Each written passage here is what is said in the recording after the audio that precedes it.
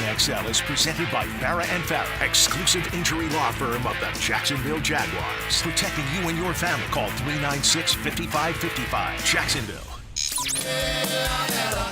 Hot day and it's a long way back to my home. Turn the radio on, I'm hearing my friend Lizzie pretend that their voice counts, but nothing amounts to anything until I hear it from you.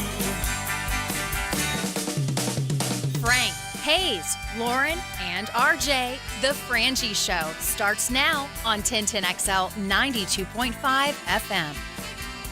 Hey, welcome in. Glad you're along for the ride on this Thursday installment of the program. Our Thursdays, as always, are brought to you by our friends at Stanley Pools, the best pool company in town since 1988. They made our pools a few times. They take care of our pool. They service it.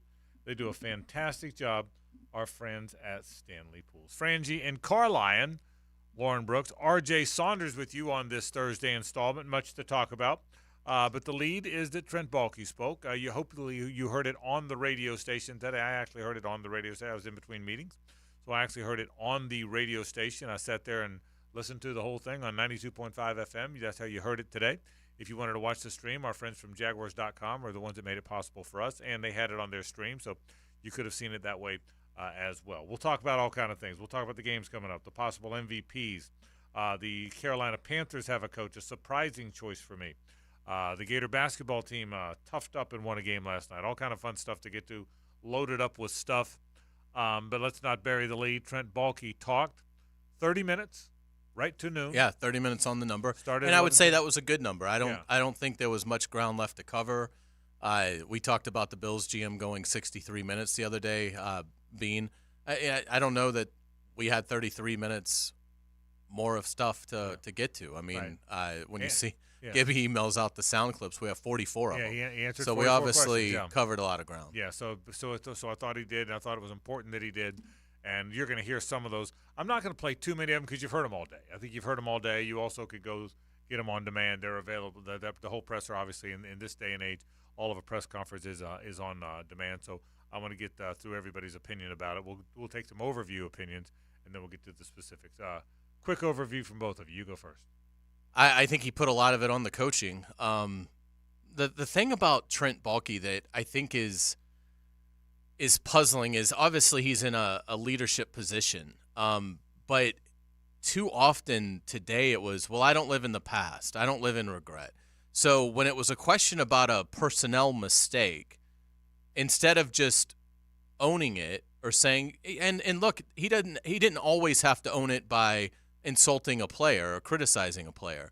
A lot of times it could have been, I should have been more aggressive with our backup edge in hindsight. I thought we had something in Chason and Smoot, but we could have used more. And to see the results that Clowney and Van Noy had in Baltimore, just to name two, obviously it makes you, self-scout yourself a little bit. None of that ever happened.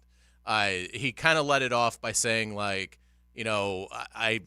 I have a part in this. You can look no further than here to start with.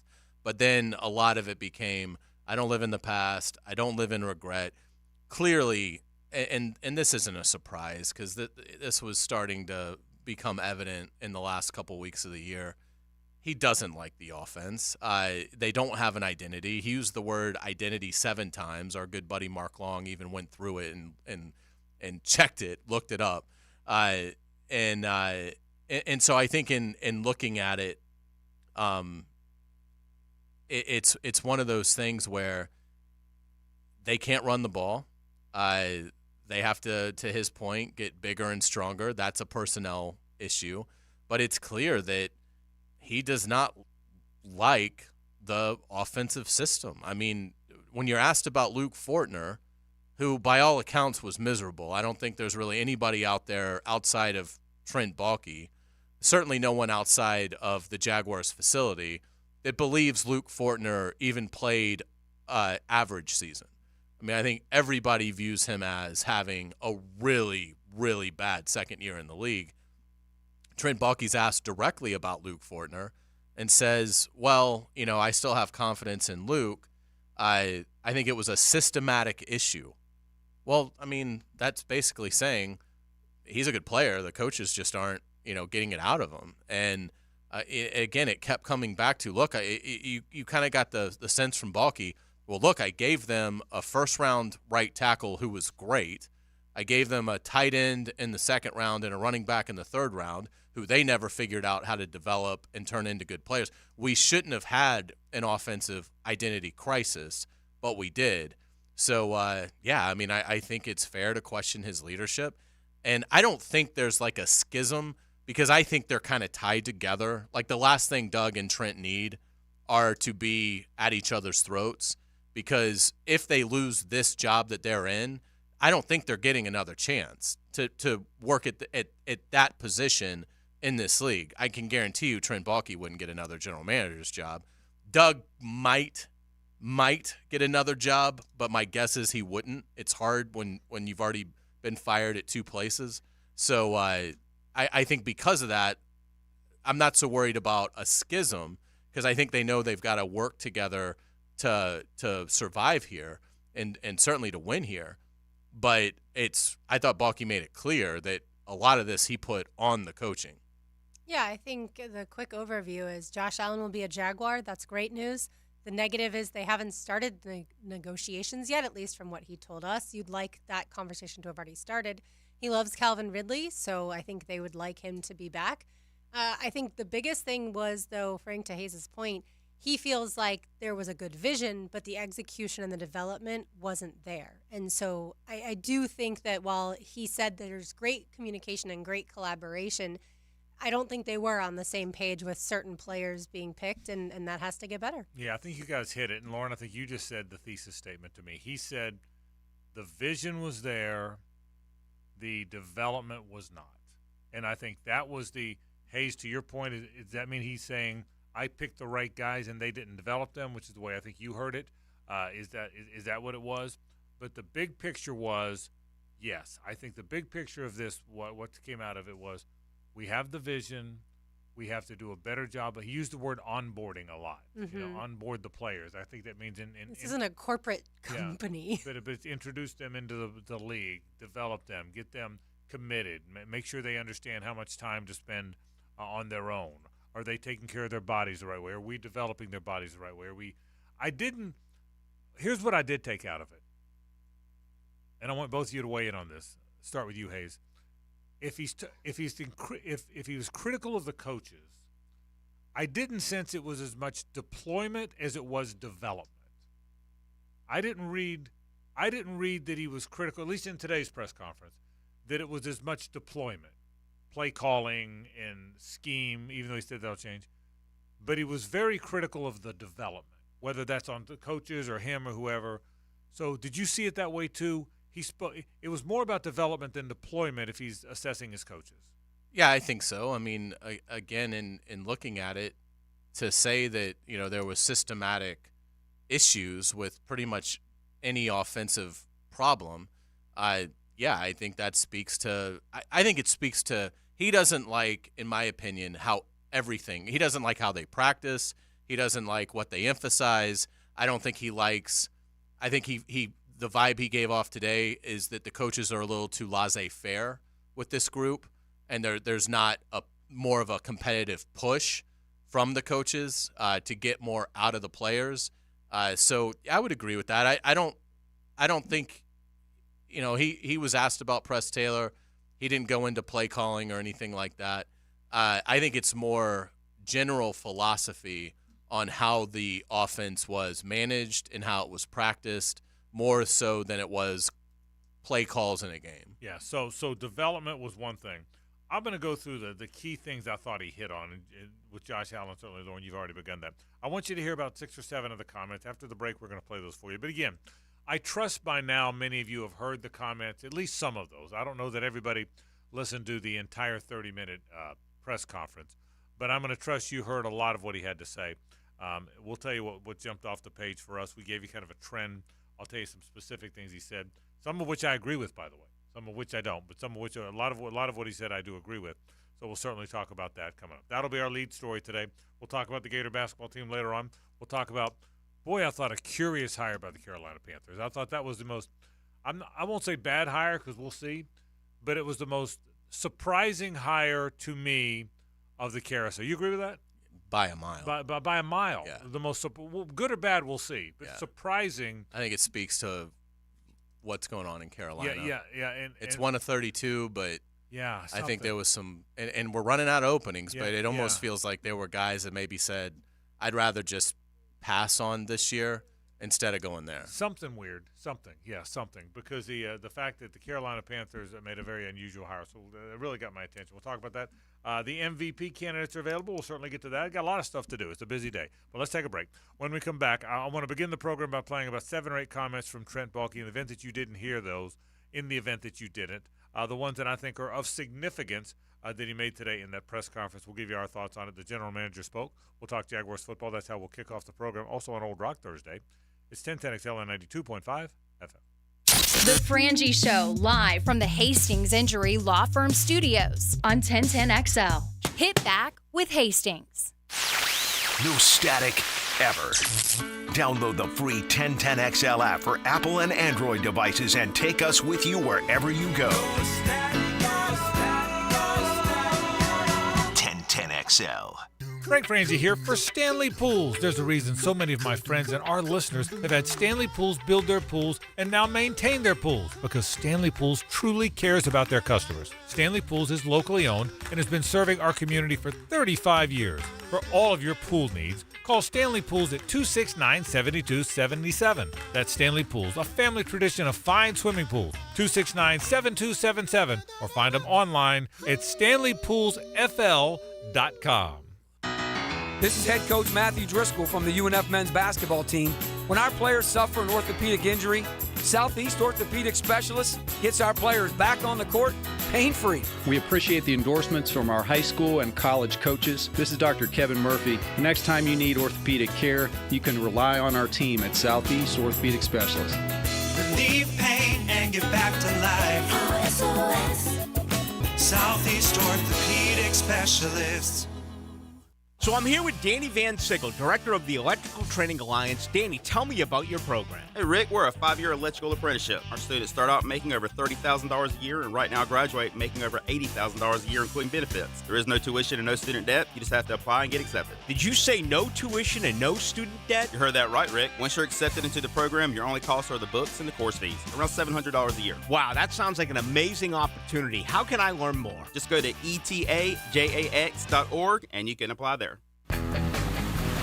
I'm with Greg from Cycles of Jacksonville. I know Honda, they're so cool on the road and off the road, but guess what? Tell them about them being on the water. There is an all-new Honda boat coming out. We went out and partnered with Scout, who's been making the finest holes in the business for years. They're fuel-efficient, dynamic, and class-leading.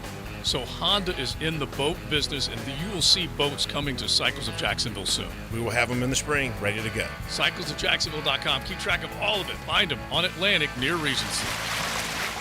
Get recruiting tips and advice from area coaches, pros, athletes, and their parents. So you gotta up your game. Plus, better ways to train as B3 Better brings you the Amateur's Edge Show. Saturday from 11 to noon on 1010XL.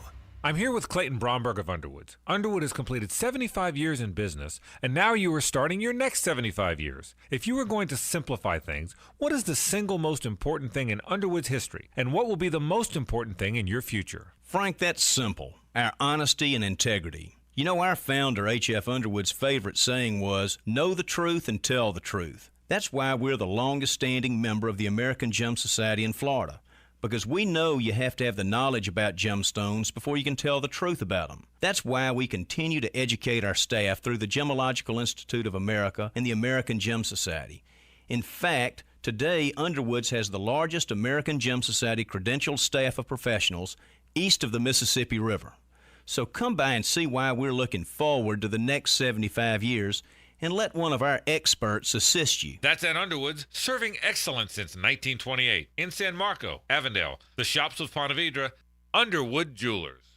Discover the difference that local expertise makes at First Coast Lighting and Fans. Visit their showroom at the Avenues and browse high-quality products to match your desire for elegance, quality, and uniqueness at First Coast Lighting and Fans.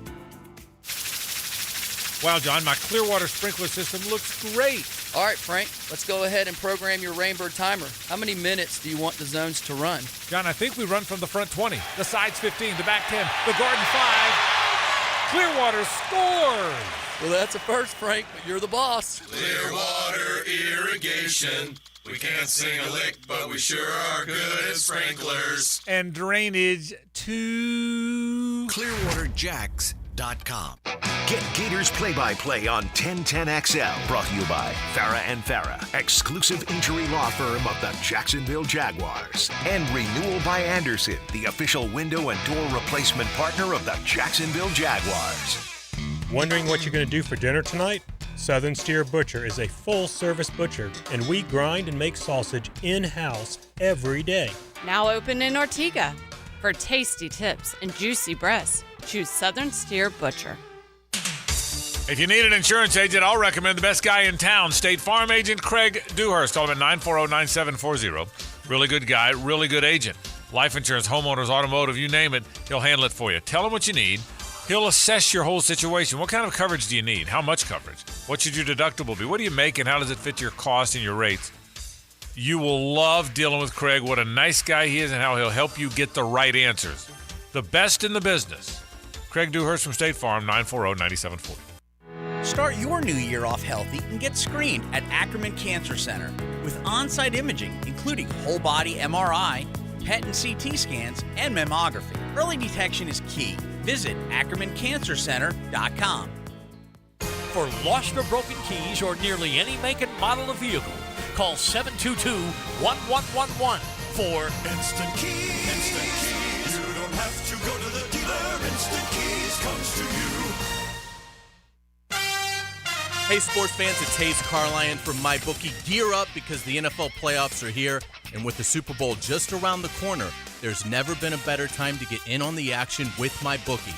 Score big with exclusive boosted odds and huge prize contests that'll have you feeling the Super Bowl fever before it even hits. Whether you're a seasoned pro or ready to roll for the first time, MyBookie is your ticket to turning your sports knowledge into cold, hard cash. MyBookie has the largest online lineup of odds, contests, and Vegas-style casino games, making it your ultimate destination for all types of fun, 24/7, right at your fingertips. If you've been waiting for the right time to get in on the action, make your winning move today and sign up at MyBookie. Use promo code 1010XL to claim your deposit up to $1,000. 1010XL for an opportunity to boost your betting power. Experience the thrill of sports betting right from the comfort of your home, because with MyBookie, you can bet anything, anytime, anywhere. 1010XL is presented by Farah and Farah, exclusive injury law firm of the Jacksonville Jaguars. Protecting you and your family. Call 396-5555. Jacksonville.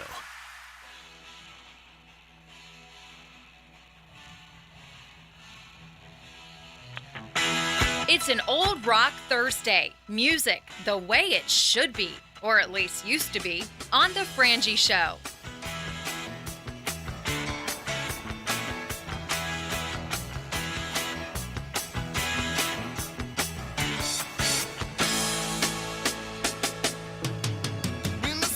If you didn't know this one was coming today, you probably weren't paying a lot of attention.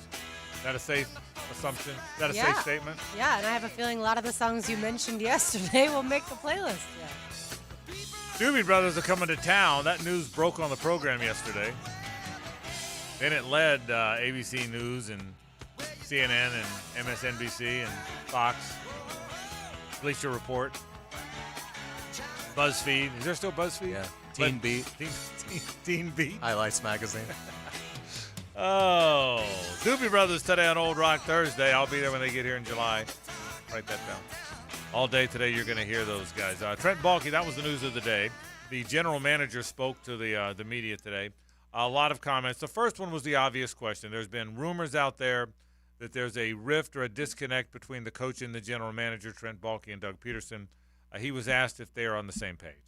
Probably even more so, you know. When you go through tough times, you find out a lot about a lot of people, you know, and the season didn't end the way we wanted it to. We had some strong conversations throughout the year, kind of where things were at and what we were, you know, where things were trending.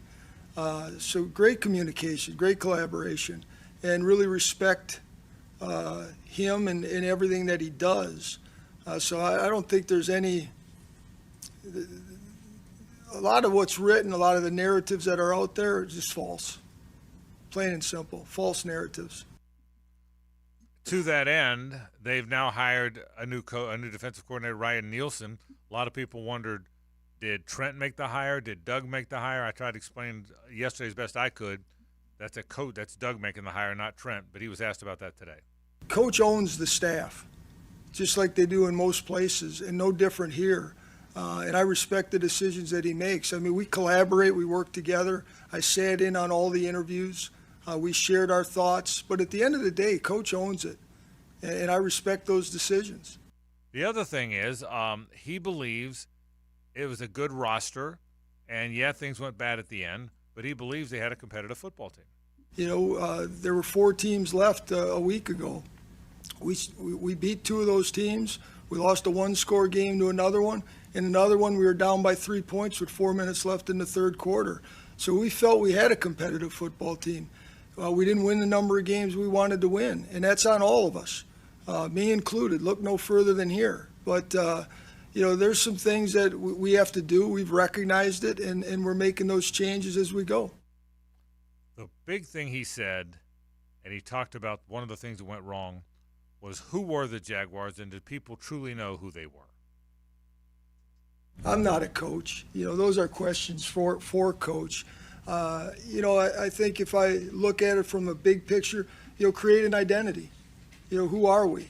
Offensively, defensively, special teams. You know, I felt we did that toward the end of last year. I'm not so sure we got to that point this year. But that's number one. You got to have an identity. Who are you?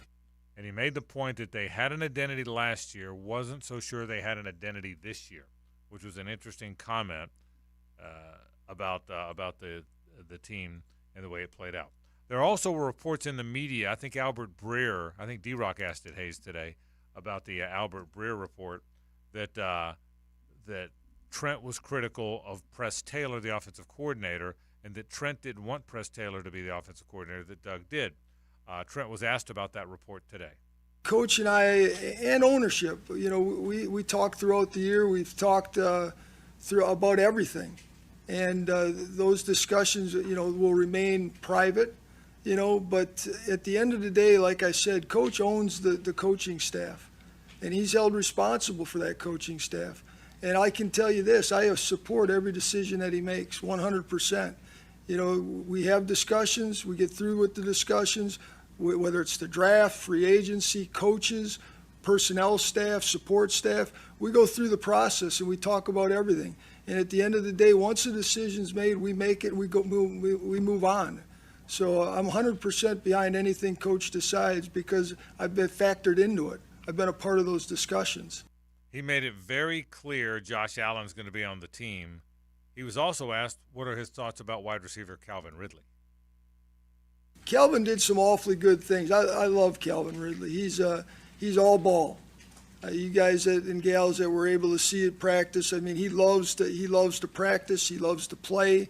He loves the game. You know, when you bring somebody in that hasn't been a part of football for over a year and a half, you got to knock the rust off. And he did that. And at times he showed who he was, who he can be. And finally, I'm going to go back to the first thing. He was asked about the relationship between he and Doug Peterson, the general manager and the head coach.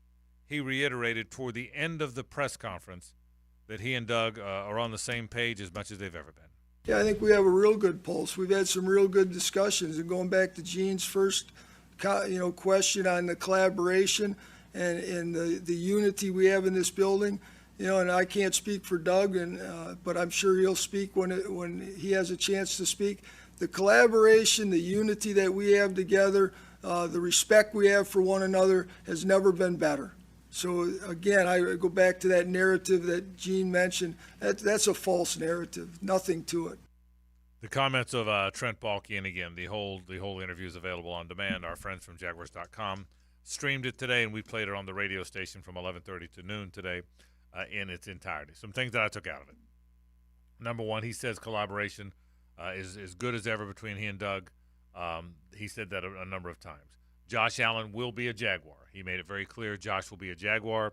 I believe that because obviously they have the outfits. They have the insurance policy, which is the franchise tag. They don't want to use that, but the insurance policy is in place. To his credit, he mentioned the Evan Ingram deal. Evan Ingram was put on the tag. The Evan Ingram deal took a long time to get consummated, but at the end of the day, he got an extension and had his biggest year as a pro, so it can happen. Josh Allen will be on the team. I do think they want Calvin Ridley on the team. I think at some point, somehow, they would like to have him on the team. I thought he made it very clear about that. The main points he made were the onboarding and then development of the players. They didn't do a good enough job of that, did not do a good enough job of developing the players. He was very clear about that. And they weren't as good a football team because they weren't physical in the trenches. They were not physical. The same thing we've all been saying for the longest time. You've got to be better in the trenches, and they weren't. And he made that point very, very clear. He was asked about Trevor, and he said Trevor did fine. He was a young player who got better and had some ups and downs. But he said something very interesting. He said Trevor had way too many injuries. He listed all of them: the shoulder, the ankle, the knee, and the concussion. And he said that's alarming when you have that many. He said, so we have to do a better job of protecting him, and Trevor has to do a better job of protecting himself, which I thought was an interesting comment. And finally, he was asked about Ryan Nielsen. He went on. You can tell he likes that hire. He went on and on about him. He talked about the fact that he was on a family vacation at Disney, but he came up, impressed everybody. Everybody in the building was wild. He's very excited about it. He did say at one point the scheme will change. Now, he didn't get into details about that, but he said the scheme will change. Now, this is one I've tried not to read too much into it because it sounds like if you do that, you're putting words in his mouth. But he did say the scheme will change. He said the same thing I said yesterday on the program. Don't get too caught up in the man versus zone stuff. Everyone says he's going to play press man. You don't know that. But when he said the scheme will change, what I did see, and now this is me reading into it because he didn't say this. I don't want to misrepresent this. Trayvon Walker's hands on the ground. That's the one thing, Hayes, I will tell you, because number one, I know they think he's better with his hand on the ground. If they become a 4-3 base team. See, I will say this. Coaches all say, listen, you're in nickel 65-70% of the time anyway, so it doesn't matter what you're. I don't believe that. I do believe you're in nickel 65% of the time, but I think what your base scheme does matter. I could see them becoming more of a 4-3 base team. That I could see them, and if that's the case, Trayvon Walker is a perfect big end, and I think Josh Allen is a perfect rush end. So I think they've got the personnel to do it. I do see, and I'm reading into it, but he used the phrase scheme change. I think he said scheme, right? He did. He said, well, schematically, there's going to be a change. That's what he said. Schematically, there's going to be a change. That was clear. Well, there's not that many things you can change to, right? So, and when people talk schematically, by the way, no one's talking about offense. When you hear someone say scheme, nobody talks about offensive schemes. Anytime you hear the word scheme in football, they're usually talking about defense. So there will be a change schematically. To me, Hayes, that means 4 guys. That means 4-3 more than 3-4. That's my opinion. Yeah, and that's probably what they're better suited to do. One thing that he added, and it was a good question about does the Nielsen hire change what you're looking for in this, in personnel, and while Baalke acknowledged that schematically there's going to be a change, he said it's not going to necessarily affect the type of personnel we look for, which is interesting, and that's a good thing. I mean, the last thing this team needs is to hire a coordinator who's now going to do something to where qualified players that you have returning maybe now aren't so qualified because now you're going to ask them to do things they're not suited to do. So that's sort of the last thing the Jaguars need. I mean, they have enough things that they need to get corrected. So I was glad to hear that at least it's not one of these things where, now we've created needs by deciding to make a defensive change.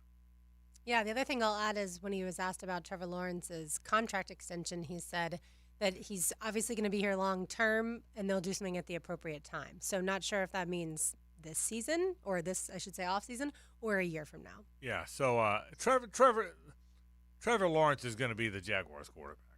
I don't worry about that. He's going to be the Jaguars. There's no chance he's not going to play for the Jaguars anytime in the foreseeable future. So we'll see. I am interesting. I don't think you'll hear from. I do think we'll get both Doug and Trent at the Combine. I'm hopeful we are. Yeah. Hopefully we'll sit on the program. So I think we'll have both of those guys in.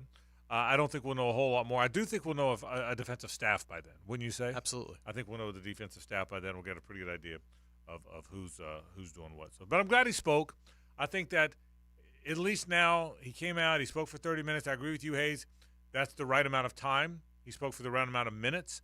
I think we said yesterday there's something he was never going to tell you the direction they're going. 2 or 3 people asked him. It might have been Ballou that said, it might have been Ballou, it might have been Fournette. I don't remember who it was, but somebody said, given that you weren't very good at the line of scrimmage, will that be your direction? Now, it was asked a little longer than that, but is your direction in free agency, the draft, the trenches? And obviously you can't answer that. You can't say what we're going to go do, but I think it's pretty clear it's going to be, wouldn't you say? Well, yeah, and again, he mentioned multiple times they need to get bigger, stronger. They need to play with more physicality. Right. Well, you're not drafting receivers and corners and prioritizing that in free agency if that's the mission statement. So, it's I think, going to be a trenches off season, which is what it needs to be.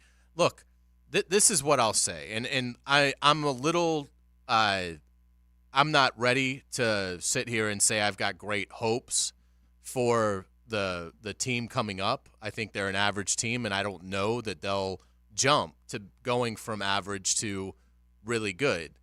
But I'll give them this. They ran the ball for 3.6 yards a carry last season while allowing 4.2 yards per carry. So if you're 3.6 and they're 4.2 and you win 9 games, you've got something right. So it's not an overhaul. They're right about that. They don't need an overhaul. It's just can they get it correct with the tweaks that are needed, both in the front office, where adding better players at center and guard and defensive tackle are paramount, and can the coaching staff develop that to find the identity where they're not woeful on short yardage offensively, they're not woeful inside the one where they're relying on a quarterback to dive over the top with his hand stretched out, just begging for a 99-yard fumble return for a touchdown. While the guard and the center are pulling. Yeah, I mean, that's what – and defensively, are they able to be as good against the run as they were in the first half of the season, where they were very good? They went from being elite against the run to being pitiful in the span of a couple months, which is hard to do. So they won 9 games, going 3.6 yards per carry on offense and allowing 4.2 on defense. If that doesn't tell you that almost every significant investment this offseason has got to be in the trenches, then nothing will. We'll take a break. When we come back, let's go around the NFL a little bit. Very interesting hire in Carolina. Got my attention. We'll talk about that and more when we continue. Stay with us. The Frangie Show, live from the Hastings Injury Law Firm Studios on 1010XL. Hit back with Hastings. Feel the roar of the Jaguars. It's Duval right now, man. DTWD, Duval till we die. On the home of the Jaguars, 1010XL, 92.5 FM. Hello, First Coast. I'm sure by now you have seen our bright green GFL trucks and containers throughout the greater Jacksonville area. We're an industry leader in solid waste and would love the opportunity to earn your business. We're committed to customer service, reliability, and have an unwavering focus on safety. Whether commercial or construction, let us haul your waste away. Call 904-760-5880 to get a quote today. From GFL, Green for Life. JEA is dedicated to keeping your utility costs down, so we offer programs and solutions to help you use less and save more. From simple and easy tips that reduce usage to free in-home efficiency assessments that show you ways to be more energy and water efficient, and efficiency rebates that help you save on appliance upgrades. Because as your community-owned, not-for-profit utility, we're here to serve you, and only you. To learn more, visit JEA.com. Trivia enthusiasts, Tuesday night is your night. Gather your team and join us at Players Grill in Mandarin or Miramar for the ultimate trivia showdown. It's a whole lot of fun every Tuesday starting at 7 p.m. Are you ready to prove you're the trivia champions? Players Grill, where the neighborhood meets. Hey folks, Rick Ballou here for John's Auto. They've been a staple in Jacksonville going all the way back to 1985. At John's Auto, they service all makes, all models, cars, trucks, diesel, you name it, they do it. Whether it's routine maintenance or a complete engine overhaul. Call John's Auto on Arlington Road. That's 904-743-3857 or go to johnsautomotivejacks.com. Get wet with Captain Kevin. Whoa. And remember to bring your net on the Ring Power Fishing Forecast Show. Oh, that's a beauty. Brought to you by Awaken 180 Weight Loss. Look at him. Thursday nights at 6 on 1010XL AM. Jimerson Burr is a full-service, Florida-based commercial law firm that has experience and capabilities to handle any legal issue a business is confronted with. Learn more about what they can do for you at jimersonfirm.com. Exciting news from Leonard Truck Accessories in Jacksonville on Blanding Boulevard. Stocking brands like Real Truck, UWS, WeatherGuard, Carry-On Trailers, and more. Grand opening on February 2nd at noon with tons of prizes to win, like a brand new golf cart. Leonard, your truck, your style. Hey, folks, you want a new year or you got a new year? You want a new truck? Well, they're kicking off the brand new year with huge discounts at Nimnick Chevrolet. Discounts on that Chevy Silverado 1500. You save up to $10,000 on a new Silverado this month at Nimnick. They've got the largest inventory on the ground, outstanding cash incentives, and the best price guarantee. And with over 200 Silverados in stock, your perfect truck is waiting for you at Nimnick Chevrolet. Plus, well-qualified buyers can get rates as low as 1.9% APR financing. You can shop online 24/7 at nimnickchevy.com or visit the dealership at the corner of Park and Cassett. Now's the time for that new truck. New year, new truck, a Silverado at Nimnick Chevrolet. You want a great ride, you want to head to Nimnick. That's Nimnick, your friends in the car business since 1941. Chevrolet, together let's drive. Are you looking for increased privacy and protection for your family and pets? Look no further than Superior Fence and Rail. Superior Fence and Rail is Jacksonville's top-rated fence company, delivering the highest quality fence products. They'll treat your property as if it's their own. So get off the fence and get your privacy back. Call Superior Fence and Rail today for your on-site estimate. When you're on the fence, about a fence, SuperiorFenceandRail.com. Hey everybody, it's Mike Dempsey for Awaken 180 Weight Loss. When researching any product or service, we want to know what other customers had to say about it. Were they happy? Did they receive the results promised? What if that company had a customer satisfaction score of 98%? I don't know about you, but for me, I'm in. Let's say you're searching weight loss programs. I'm sure you'd be satisfied with a company that had a 75 or 80% success ratio because, well, it's weight loss. Anything higher than 80% would be a shocker. Well, Awaken 180 clients give them a score of 98%, and we're not talking about 10 or 20 people. Awaken 180 has helped me and over 21,000 other clients achieve what no other diet, workout plan, or injection has been able to do before. 9 years, 21,000 clients, and over 700,000 pounds lost with the solution for weight loss. Do what Matt Hays and I did. Succeed with Awaken 180 Weight Loss. 844-346-1800. That's 844-346-1800 or reserve your consultation at awaken180weightloss.com. Patriot Roofing Services, specializing in all types of commercial and residential roofing and repairs, gutters, sun tubes, skylights as well. 10-year workmanship warranty, financing available, military and senior citizen, discounts, no subcontractors. Mention this ad at the time of the estimate and receive $500 off any new re-roof. Call Mark today, 982-4052, 982-4052, licensed and insured. Hey, sports fans, it's Hays Carlyon from MyBookie. Gear up because the NFL playoffs are here, and with the Super Bowl just around the corner, there's never been a better time to get in on the action with MyBookie.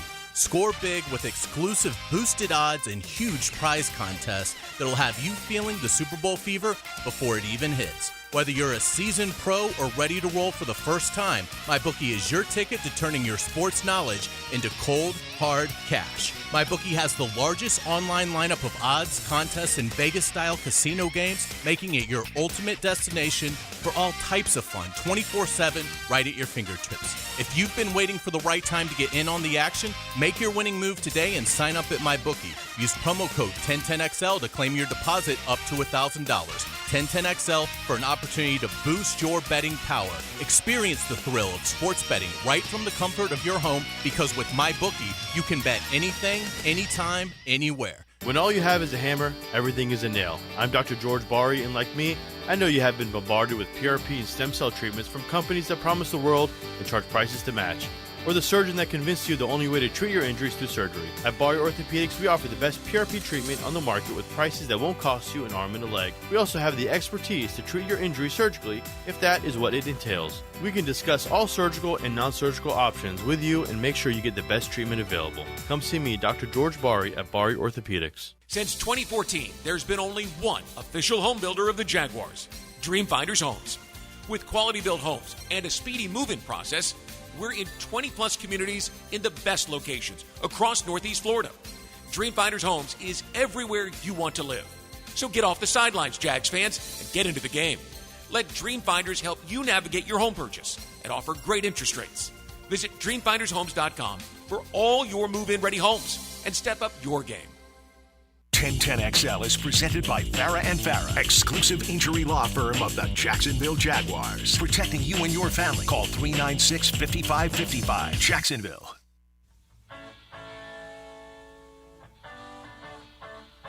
It's an old rock Thursday. Music the way it should be, or at least used to be, on The Frangie Show.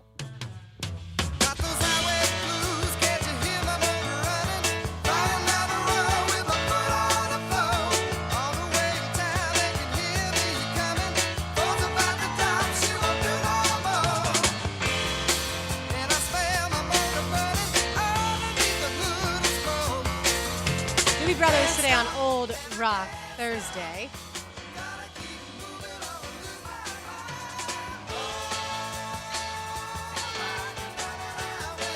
I had to at least let them get to that part.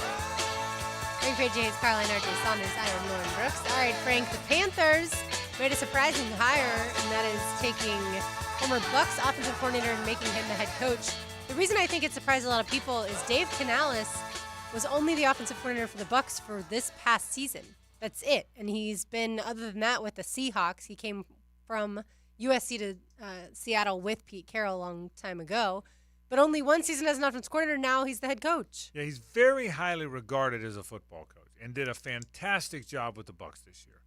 And he's given a lot of credit for the development of Russell Wilson when he was under Pete Carroll, for Geno Smith when he was there with him, obviously for Baker Mayfield this year with Tampa. So I don't doubt that Dave Canales is a rising star in the business, and I don't know that he won't be good. But that's an odd hire. It happened very fast, Hayes. Dan Morgan, very respected guy, the former Hurricane, the former Panthers linebacker, who, by the way, have you seen Dan Morgan lately? He lost more weight than Andrew Luck. Okay. Really? And not more than Andrew Luck. But Yeah. I saw we were down on the field. Well, when he played at Miami, Yeah. I mean, he was a intimidating Yes, he middle was. backer. And he- I mean, in in about- the NFL. At about 245 probably. Oh, yeah. Okay. So Gino Toretta and I were on the field for the Gator Bowl, and he was there because the Panthers were coming the next day. He was scouting, and he and Gino talked for a long time. I didn't know who it was because this guy was 6'2", about 185. Mm-hmm. And I remember thinking, Gino says, Dan, I said, that's not Dan Morgan. Dan Morgan was 60 pounds heavier. So, but anyway, so Dan Morgan, a very respected scout, got the GM job. He'd been with the Panthers. And the next thing you know, boom, you look up, and Dave Canales is the coach. Well, it turns out they worked together 8 years in Seattle. Canales was the receivers coach, then the quarterbacks coach. Morgan was on that staff all those times, or all those years. So now I kind of get it. Look, he may turn out to be terrific. I don't think you have to have been a coordinator for a long time.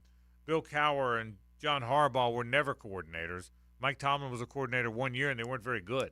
So you don't have to have been a coordinator. You have to be a good leader, and I get that. But this one surprised me with the list of candidates that are out there. Again, I think Mike Vrabel's a really good coach, and I am now. Did Ben Johnson get Washington, by the way? I don't think so, unless it just happened. Wasn't there talk that he was good? Some people thought he was going to get. Maybe not. I thought there was talk he was getting Washington. Maybe it didn't happen yet. Maybe it will. Maybe it won't. I've got Atlanta, Washington, and Seattle still open. Okay. So, but I see a report from SI that says Commanders coach rumors Ben Johnson can lock down job in second interview. Okay, so he doesn't have it yet, but it looks like it's trending that Ben Johnson's headed to Washington. And I'm not surprised Ben Johnson's getting a job. He was the most heavily regarded coordinator in the coordinator carousel of any of them, so I'm not surprised he's getting a job. But I would be very surprised if we're down to 2 jobs and Mike Vrabel doesn't have a job. Vrabel might be sitting out. So might Belichick. Yeah. Belichick doesn't shock me as much because, number one, I think he's got enough credibility to turn down jobs, which I mean, it wouldn't surprise me if there's 3 or 4 jobs that Bill Belichick just wasn't interested in. You know, I mean, I don't know that Bill Belichick desperately wanted one of the 8 and would take it. I don't know. Secondly, again, you know how I feel about that. I'm not sure I'm not sure today's Bill Belichick's the guy I would hire anyway. But I damn sure would hire Vrabel, and other people damn sure would hire Belichick. And Hays, I'm very surprised Dave doesn't mean he won't be good, but that's the most surprising hire of this rotation for me, and really the most surprising hire in a while for me. It really is. This probably as surprised as I was when Kingsbury got the Cardinals job. Remember how surprising that was? Yeah, that was. You looked up because he had just gotten fired as like an offense, or had just gotten fired as Texas Tech's coach. Head coach. And you looked up, and Cliff Kingsbury is the head coach of the Arizona Cardinals. You're like, what in the world? Yeah, because they were getting Kyler. Yeah, correct. So this one surprised me. And this one's obviously tied to the quarterback as well. Bryce Young had a dismal rookie year, under 60% completion, 11 touchdowns, 10 picks. We saw him here late in the season. It was about as bad a quarterback performance as we've ever witnessed. So obviously this coach is going to be somebody that they hope can unlock Bryce Young, who does have a lot of physical limitations, which is shocking since he was the number 1 pick, but he does. And so I think they looked at it and said, can we go get a coach that not only has success with quarterbacks, but has been able to move small quarterbacks around and make them effective? You mentioned Russell Wilson, who would fall into that category of not being very tall. And Baker Mayfield falls into that as well. And he was able to guide Mayfield to arguably the best season of his career. I mean, it was the best season of his career from a touchdown passes standpoint, and from almost and second best from a rating standpoint. So, I think they probably viewed that as, we need somebody that is comfortable leading and working with a quarterback that doesn't have tremendous physical traits.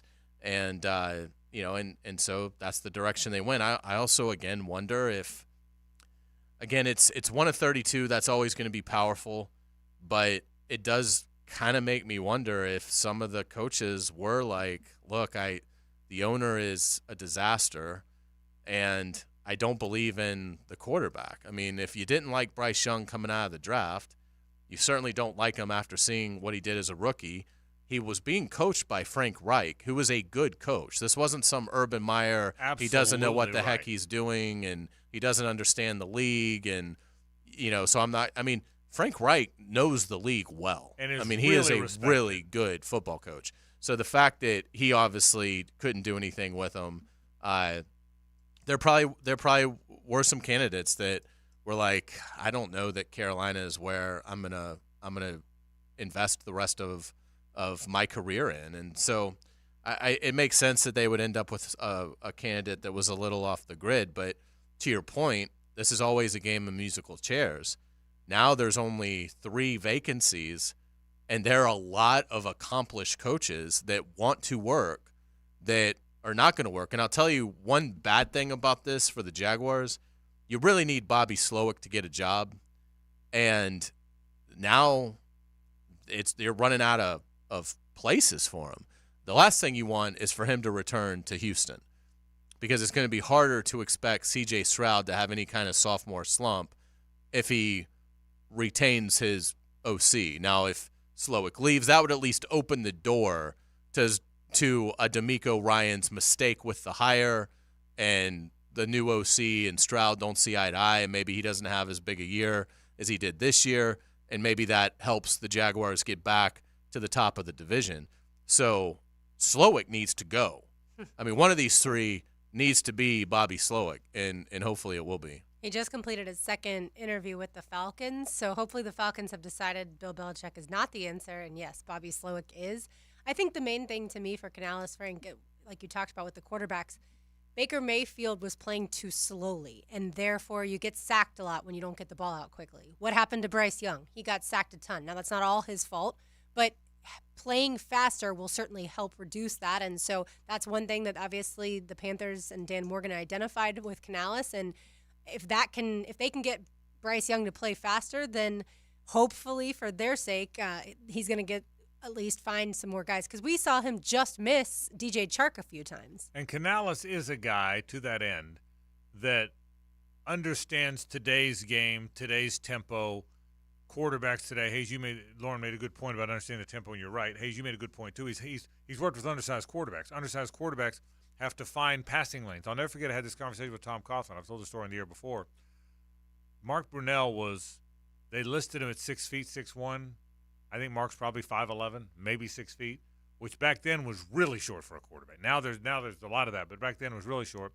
And you remember the offensive line. Baselli was 6'7", Ben Coleman was 6'6", Wydell was 6'7", DeMarco was 6'7". Remember how gigantic that line was? And I asked Tom, I said, is that a problem, having a shorter quarterback with all those 6'7" offensive linemen? He said, Frank, that's his job. His job is to find passing lanes. If you're an undersized quarterback, it's your job to figure that out. Well, Canales is a guy, to Hayes' point, that's worked with guys who had to figure that out. Now again, with RPO and everybody in the shotgun, it's a different world now than it was then. But you get the point. He's got to find. It's his job to find those passing lanes. And Dave Canales, Lauren, to your point, is worked with tempo and has worked with shorter quarterbacks. So I think Dave Canales is probably a pretty good football coach. I was just surprised by the hire. So we'll see what happens. I guess there's 3 jobs open. I do think Ben Johnson's landing in Washington. I think when there's enough smoke, there's some fire there. So that means 2 jobs are open. Atlanta, let's assume that happens. Let's assume Ben Johnson lands in Washington, which I think he's going to. Then 2 jobs are open, and that is Atlanta and Seattle, and 3 coaches are available that are big-name guys, if you count Pete Carroll, Belichick, and Vrabel, one of whom can't go back to Seattle because he just left there, and Pete Carroll. But it'll be, That'd be so hilarious. They hired him back. Yeah. But I wonder where I will be shocked if this thing ends and Mike Vrabel doesn't have a job. I will not be shocked if Bill Belichick doesn't have a job, because I'm the one that said he wasn't going to coach again anyway. I was wrong, because he's clearly trying to. But I'm the one that said I would not be surprised if one of the 70-plus guys doesn't get a job. I would be very surprised if 40-whatever Mike Vrabel doesn't get a job. I'm telling you, if this thing closes and Mike Vrabel's not a head coach, I would be absolutely shocked. I really would. Well, so it seems to make sense then that Ben Johnson goes to Washington, Slowick goes to Atlanta, and Vrabel to Seattle. Well, that would make sense to me. And Belichick just doesn't get a job. Yeah, I would. What you just said would make sense to me. Ben Johnson to Washington, which I think is going to happen. Slowick, and by the way, I just talked to my neighbor Walt 4 doors down the other day. He told me he finished his second interview with the Falcons. I mean, everybody in America has interviewed with the Falcons. Except Press Taylor. Except for Press twice. So Bobby Slowick to the Falcons, Ben Johnson to Washington, and Mike Vrabel to Seattle. Hayes, that would make sense. That would be – and Pete Carroll, who I don't expect to get a job, and Bill Belichick, who I'm not shocked doesn't get a job, winds up not working. Yeah, it's possible that it ends like that. It also could be that Dan Quinn gets the Seahawks job, Slowick gets the Falcons job, Ben Johnson gets the Commanders Vrabel job. Doesn't work. Vrabel, Belichick, and Carroll. I think Belichick and Carroll would probably be done forever. And then Vrabel could have been the Jags defensive coordinator for the year that he has off. It'd have been a year. It'll be a year. You'd be doing it again. And then he'll get back into it. Yeah, interesting stuff. I by the way, is Bieniemy, is he done? Did he miss the window? It feels like it. I mean, he was the hottest candidate forever and never got one, and now he doesn't even get mentioned. I mean, Washington interviewed him. Yeah. Because he was on the staff. I didn't see where he interviewed again. anywhere else. He's got stuff from his college days that right. I think is still really, an issue for clubs. It must be because. So there's a little bit of an asterisk on Bieniemy in terms of, these owners they don't want to hire a head coach and introduce him and then have the press conference go awry because questions start coming up of stuff that happened years ago. And so that'd be my guess. I mean, obviously from a football standpoint, I mean, he's more than qualified, but it doesn't seem like anybody really wanted to talk to him this time around. We'll take a break. Let's talk NFL MVPs, Offensive Players of the Year, and more after this. Stay with us. The Frangie Show, live from the Hastings Injury Law Firm Studios on 1010XL. Hit back with Hastings. The thrill of victory. The agony of defeat. That's why we're here. It's like you said, it's all hard. 1010XL. Frank Frangie here for South State Bank. Look, I depend on South State for so many things: personal accounts, small business banking, and banking for our nonprofit. South State Bank can help you reach all your financial goals too, whether you're just starting out or focused on financial planning. South State offers convenience with their online and mobile banking. You should check out South State Bank, as they were recently recognized by Forbes as one of America's best banks. That's South State, banking forward. Member FDIC, equal housing lender. The Jacksonville Icemen are back on home ice Saturday, January 27th against the Savannah Ghost Pirates at VyStar Veterans Memorial Arena. It's Pucks and Paws Night, presented by Forever Vets Animal Hospital, and you can bring your dog to the game. Learn more at JacksonvilleIcemen.com or call 904-602-PUCK. Get individual game tickets at Ticketmaster. Join the Icemen for some family fun hockey action. January 27th at 7. #FireWithin. Hi, I'm Kaya Evans, and I'm representing the Sanctuary on 8th Street. We're proud to partner with the players to provide opportunities for Jacksonville's youth and families in need. It's 47 days to go until the Players' Championship. The Bulls are back in town and taking over Jacksonville. Get ready for bull bucking mayhem at VyStar Veterans Memorial Arena, February 23rd and 24th. U.S. Border Patrol PBR Jacksonville is bringing the city 2 nights of bull riding action, featuring the most electric 8 seconds in sports. Come see the toughest sport on dirt at VyStar Veterans Memorial Arena, February 23rd and 24th. Get your tickets today at PBR.com or Ticketmaster.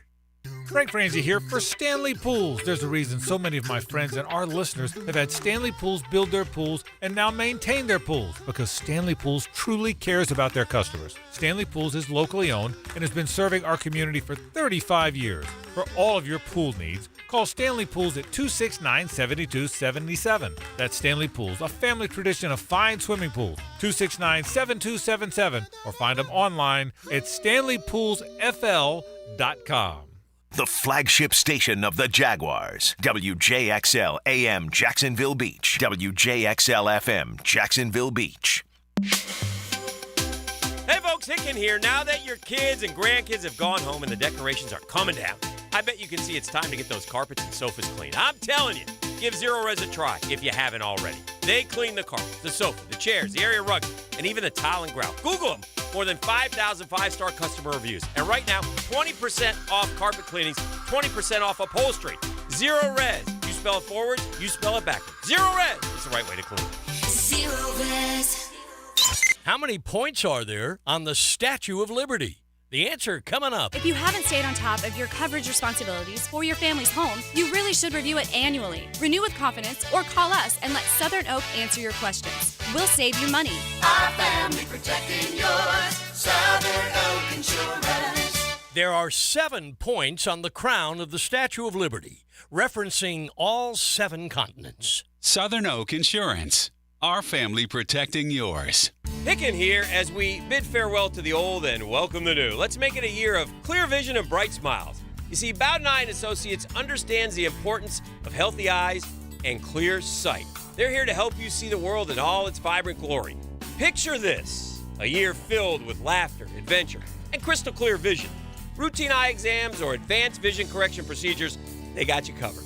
Call or visit them online today to schedule your personal consultation. Bowden Eye & Associates, keeping the First Coast focused. Hey, sports fans, it's Hays Carlyon from MyBookie. Gear up because the NFL playoffs are here, and with the Super Bowl just around the corner, there's never been a better time to get in on the action with MyBookie. Score big with exclusive boosted odds and huge prize contests that'll have you feeling the Super Bowl fever before it even hits. Whether you're a seasoned pro or ready to roll for the first time, MyBookie is your ticket to turning your sports knowledge into cold, hard cash. MyBookie has the largest online lineup of odds, contests, and Vegas-style casino games, making it your ultimate destination for all types of fun, 24/7, right at your fingertips. If you've been waiting for the right time to get in on the action, make your winning move today and sign up at MyBookie. Use promo code 1010XL to claim your deposit up to $1,000. 1010XL for an opportunity to boost your betting power. Experience the thrill of sports betting right from the comfort of your home, because with MyBookie, you can bet anything, anytime, anywhere. Southeast Orthopedic Specialist is now offering ortho walk-in appointments. If you have an immediate need for orthopedic care, contact Southeast Orthopedic Specialist immediately. Avoid ERs and urgent care waiting rooms. For more information, go to se-ortho.com. Relieve pain and get back to life. SOS. Southeast Orthopedic Specialists. This is your Southeast Orthopedic Specialist local sports update. I'm Andrew Gibson for 1010XL. Jaguars General Manager Trent Baalke addressed the media this morning and shared his thoughts on some key areas where the Jaguars must show improvement going into 2024.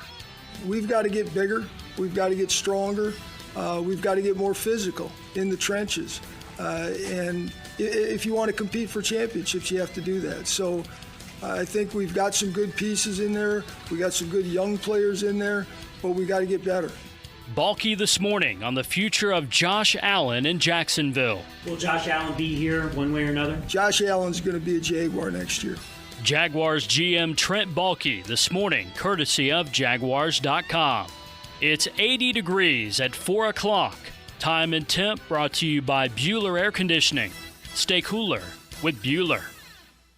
1010XL is presented by Farah & Farah, exclusive injury law firm of the Jacksonville Jaguars. Protecting you and your family. Call 396-5555. Jacksonville. It's an old rock Thursday. Music the way it should be, or at least used to be, on The Frangie Show.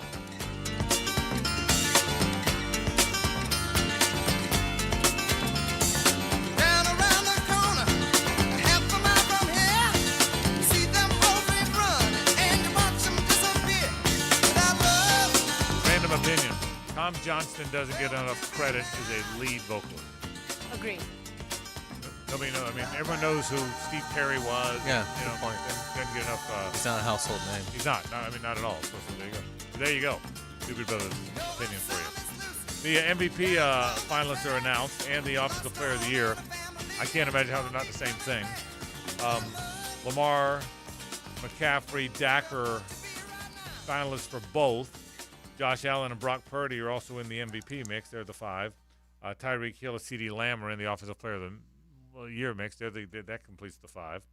I think they're different, by the way. MVP and Offensive Player of the Year. How so? Well, obviously they are, but how so? Why do you think that? I'm saying I think they vote for two different people. You think two different people will win? Yes, yeah, okay. Didn't you say you think they'll be the same? I think the award's kind of the same.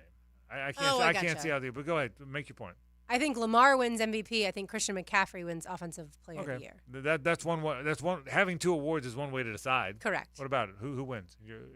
I got a lot of thoughts on this. Yeah, it'll be Lamar for MVP. The thing that I took away from it is how often are we going to see a year in which Patrick Mahomes plays every game and is not among the MVP finalists? Agreed. And they're still playing. Yeah. I mean, that is not going to happen very often. So it's funny because the best player in the game, the most valuable player, is not in the top 5. But, you know, it's a numbers game. And Lamar Jackson's had a phenomenal season. He's going to be a very deserving MVP. I just found it ironic that Mahomes isn't even in the top 5. I did too. I thought the same thing. By the way, they're going to use that as more fuel. That last week it was first game on the road for him and us against them mentality, and now they're going to add to it. Patrick, you're not even MVP. Lamar is. Dak Prescott had a fantastic year, 36 touchdowns, 9 picks in the regular year. CeeDee Lamb was a very big part of that. They're both very deserving players. Tyreek Hill might be the best receiver in the league. He's certainly a very good player. Brock Purdy, whether he's game manager or not, he's a really good player. Danny makes a good point. He probably should get more credit than he does. Josh Allen might be the most physically gifted football player in the league. He's that physically gifted. Christian McCaffrey, I think, is one of the most dynamic players I've seen come along in a long time. But forget all those guys. Lamar Jackson's the most dynamic player in the NFL right now. I think Patrick Mahomes is the best player in the NFL. Lamar Jackson, I think, has no peers in terms of dynamic, charismatic playing style. He also has become a very efficient, mature passing quarterback. I think Lamar Jackson is magnificent because he always could take off and run. He always was a good leader because he worked so hard and is so respected. He's become a really good passer, a really accurate passer. He makes throws on time. He makes accurate throws. I think Lamar, and I've been going on and on about this for weeks now, I suppose. We said they had this conversation about Patrick Mahomes yesterday. He's the Michael Jordan of today. He's the LeBron, the Tiger Woods of today. I don't think we, as a football-following public, truly appreciate how great Lamar Jackson is. I think he is a great, great, great, great football player. I think that, and I think he's a hands-down winner of both of these awards, if it's me. Well, what's hurt him is the last 2 years he only started 12 games, so he missed the final act. You know, it's hard to be the main event, the box office name above the title actor when your character is not in the final act, and he hasn't been the last 2 years because of the injury. But obviously this year he's healthy, he's playing at an unbelievable level, and I will give him credit for this. This just looking at it, this stat surprised me. So Lamar Jackson has been a full-time starter for the last 5 seasons. He started 7 games as a rookie, but I'm not going to count that year. So in the 5 years where Lamar Jackson has started the full season, he's only thrown double-digit interceptions 1 time. That's pretty good for a guy where the run is the weapon and the pass is the just be functional enough to to remain in the lineup. I mean, the fact that, for his career, he's 125 touchdown passes, 45 picks. I mean, a pocket quarterback would love to have, basically a 3-to-1 ratio in the NFL. So the fact that he gives you that, plus obviously the playmaking as a runner and all the attention he commands even beyond that, even when he doesn't run, you have to honor that. So, he's the total package. And he really, I think, has embraced taking his athleticism and getting the most out of it and really learning the game and what does it take. And it's hard to find a flaw. Obviously the flaw was the lack of postseason success. He started to put that to bed last week with the win over Houston, and he played very well in that game, ran for 100 yards. I think if he loses this game, that comes up a little bit that, boy, why can't he get them there? Like, I think it'll be somewhat of a talking point, but, losing to Mahomes in the tournament, right, even at home, there's not going to be a whole lot of – there'll obviously be supreme disappointment, but I don't know that you have to, have a long look in the mirror when you lose to Patrick Mahomes and the Chiefs in the playoffs. But if he wins and he gets to the Super Bowl, to your point, Frank, yeah, Lamar Jackson is absolutely got a chance to be one of the most electrifying overall athletes in the world of sports. I can tell you this. I think, Lauren, the point is he's become a pocket quarterback when he has to be. That was the question. Would he ever be an accurate enough passer to win? Because in this league, you got to hit the easy ones. The great ones, the ones that win, hit the easy ones every time. You can't be 4 out of 6 on swing passes. You have to be 6 out of 6 on swing passes. You have to be 11 out of 11 on checkdowns. You can't miss a checkdown. You can miss the 40-yard down the field ball. You can't miss the checkdown, and he had been erratic. He completed 67% of his passes this year. Same as Mahomes. Yeah, exactly right. He became a 67% passer. I'll tell you this. Is the play-by-play voice of the Jacksonville Jaguars and playing all these AFC teams all these years. I've done this for 10 years now. So I've called every game that the Jags have ever played against Patrick Mahomes, every game they've ever played against Lamar Jackson, every game they've ever played against Josh Allen. I've called every one of them.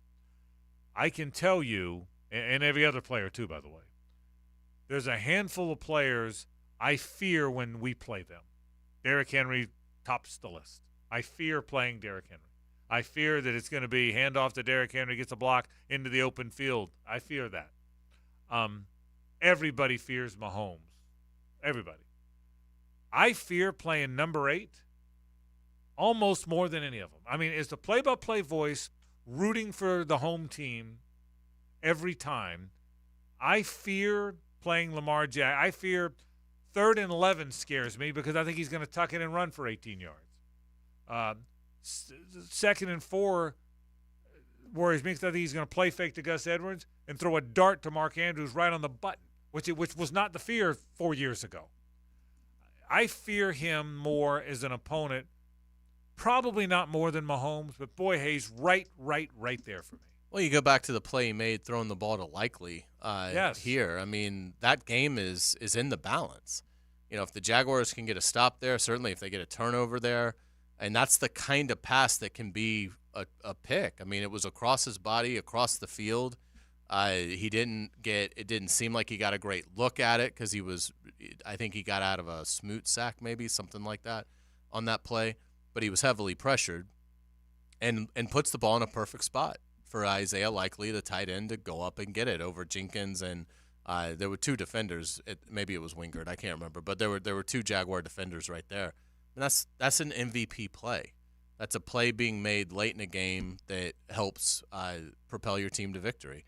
Yeah, I mean, he's incredibly dangerous. I mean, look, the Ravens could have won the Super Bowl the last 2 years. They just didn't have him. But he was 7-5 when he got hurt in 21 as a starter, so they were right in the mix.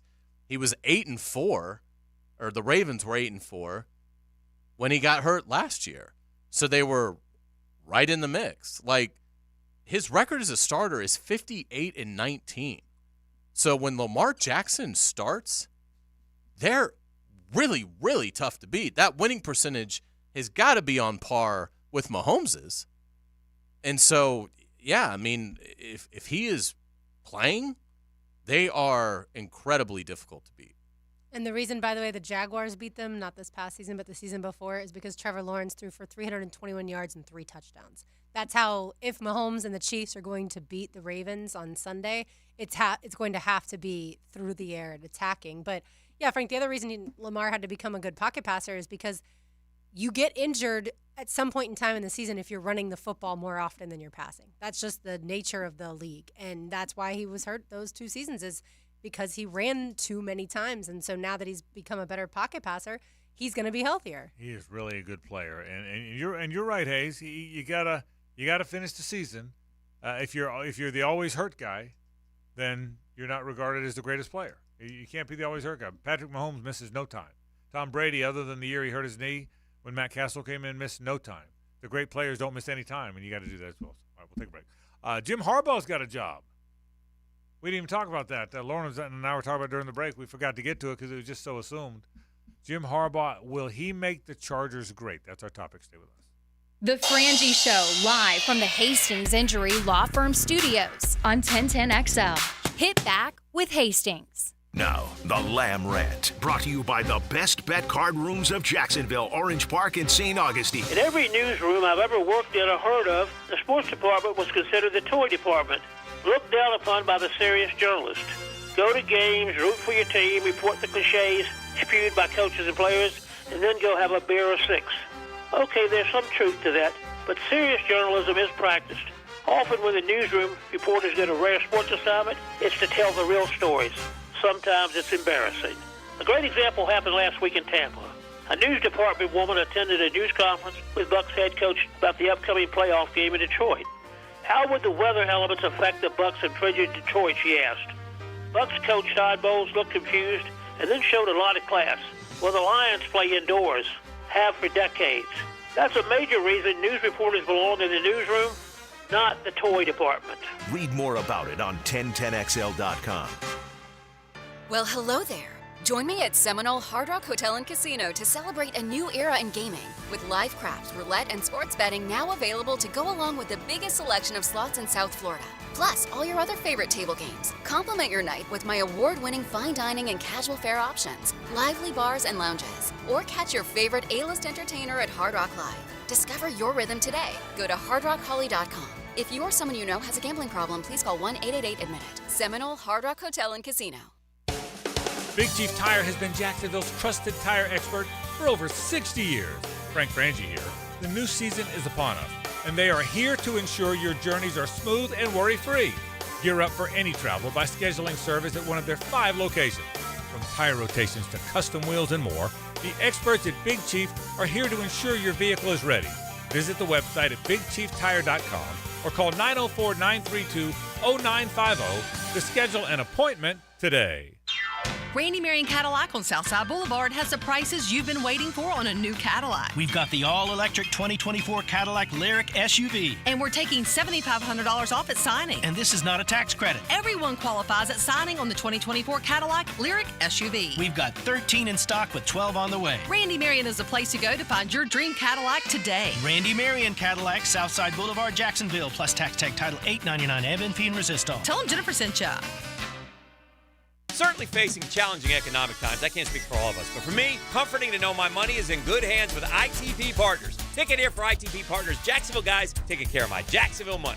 I'll admit it, I don't understand a ton about the economy. Higher interest rates, 401ks. What I do know as I move closer to retirement, I continue to watch my money grow. Thanks to Chris Bryan, Jeff Hartman, Reagan Wright, Dan Abel, and Reed Wingate. Get in the game, guys. ITP Partners, always there to help. For more info, Chris at ITPPartners.com or call 904-312-9751. Protecting his plate. Like Brunel's Blind Side, Tony Baselli joins Dan and Jeff Monday mornings on The Drill. Breakfast with Baselli. Brought to you by Epstein & Robbins DUI Defense Firm and Mr. Reuter Plumbing of Jacksonville on 1010XL. Got a septic tank at your home or business? Give Duck Reuter a call today to schedule your pump out service. From septic pump outs, inspections to new septic tank and drain field installations, we are Northeast Florida's only master septic contractor. DuckDuckReuter.com. Northeast Florida's highest-rated residential home electrical contractor is American Electrical, providing unsurpassed quality in Duval, St. Johns, Clay, and Nassau counties.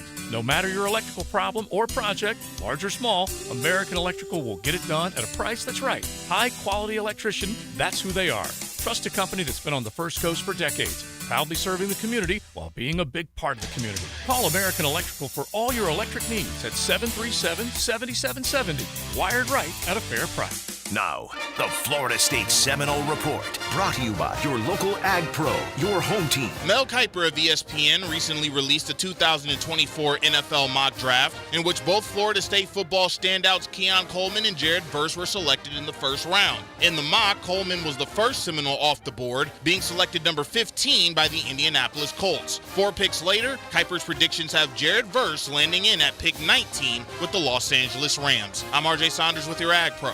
Seminole Report. AgPro has been family owned and operated for over 64 years. We take pride in developing long-lasting relationships and offering first-class customer service. Need a new tractor, parts for your used equipment, or reliable service? AgPro has you covered. AgPro is here to serve you and your operation as your hometown dealer. Visit us today at any of our AgPro locations or go online to agproco.com to get started with your AgPro experience. You've got a circle of friends, right? Well, how about a circle of beer? All your favorites like Bud Light, Bud Heavy, Mick Ultra, or Natty Light. It's all there in the cold case at Circle K. Probably one right around the corner right now calling your name. Slide on in to a Circle K. The big game is in the near future, and Sonny's Barbecue is here to help. For your chance to win a barbecue feast for the big game, text Sonny's to 641-1010. Sonny's Barbecue, local pitmaster since '68. No dental insurance? No problem. Introducing the Care Plus program from the dental offices of Dr. James McCall. For only $625 per year, you will receive 2 cleanings and dental exams, a full set of x-rays, plus 1 emergency dental exam and x-ray. You'll also receive a 20% discount on all other services offered. Kids 12 and under will receive the same program for only $525. Call Dr. McCall today at 620-9225. Frank Frangie here. I was born and raised in Jacksonville, and I love living here. But I also know how bad bugs are in Florida. So I trust Orange Environmental Services to handle all my pest control needs because they've got the best technicians and effective treatment. Their name may be orange, but they think green. Orange Environmental has been serving the First Coast for over 50 years, and they now offer complete lawn maintenance services. Call Orange Environmental Services for peace of mind from bug problems today. Call them at 272-3284. That's 272-3284. 1010XL is presented by Farah and Farah, exclusive injury law firm of the Jacksonville Jaguars. Protecting you and your family. Call 396-5555. Jacksonville.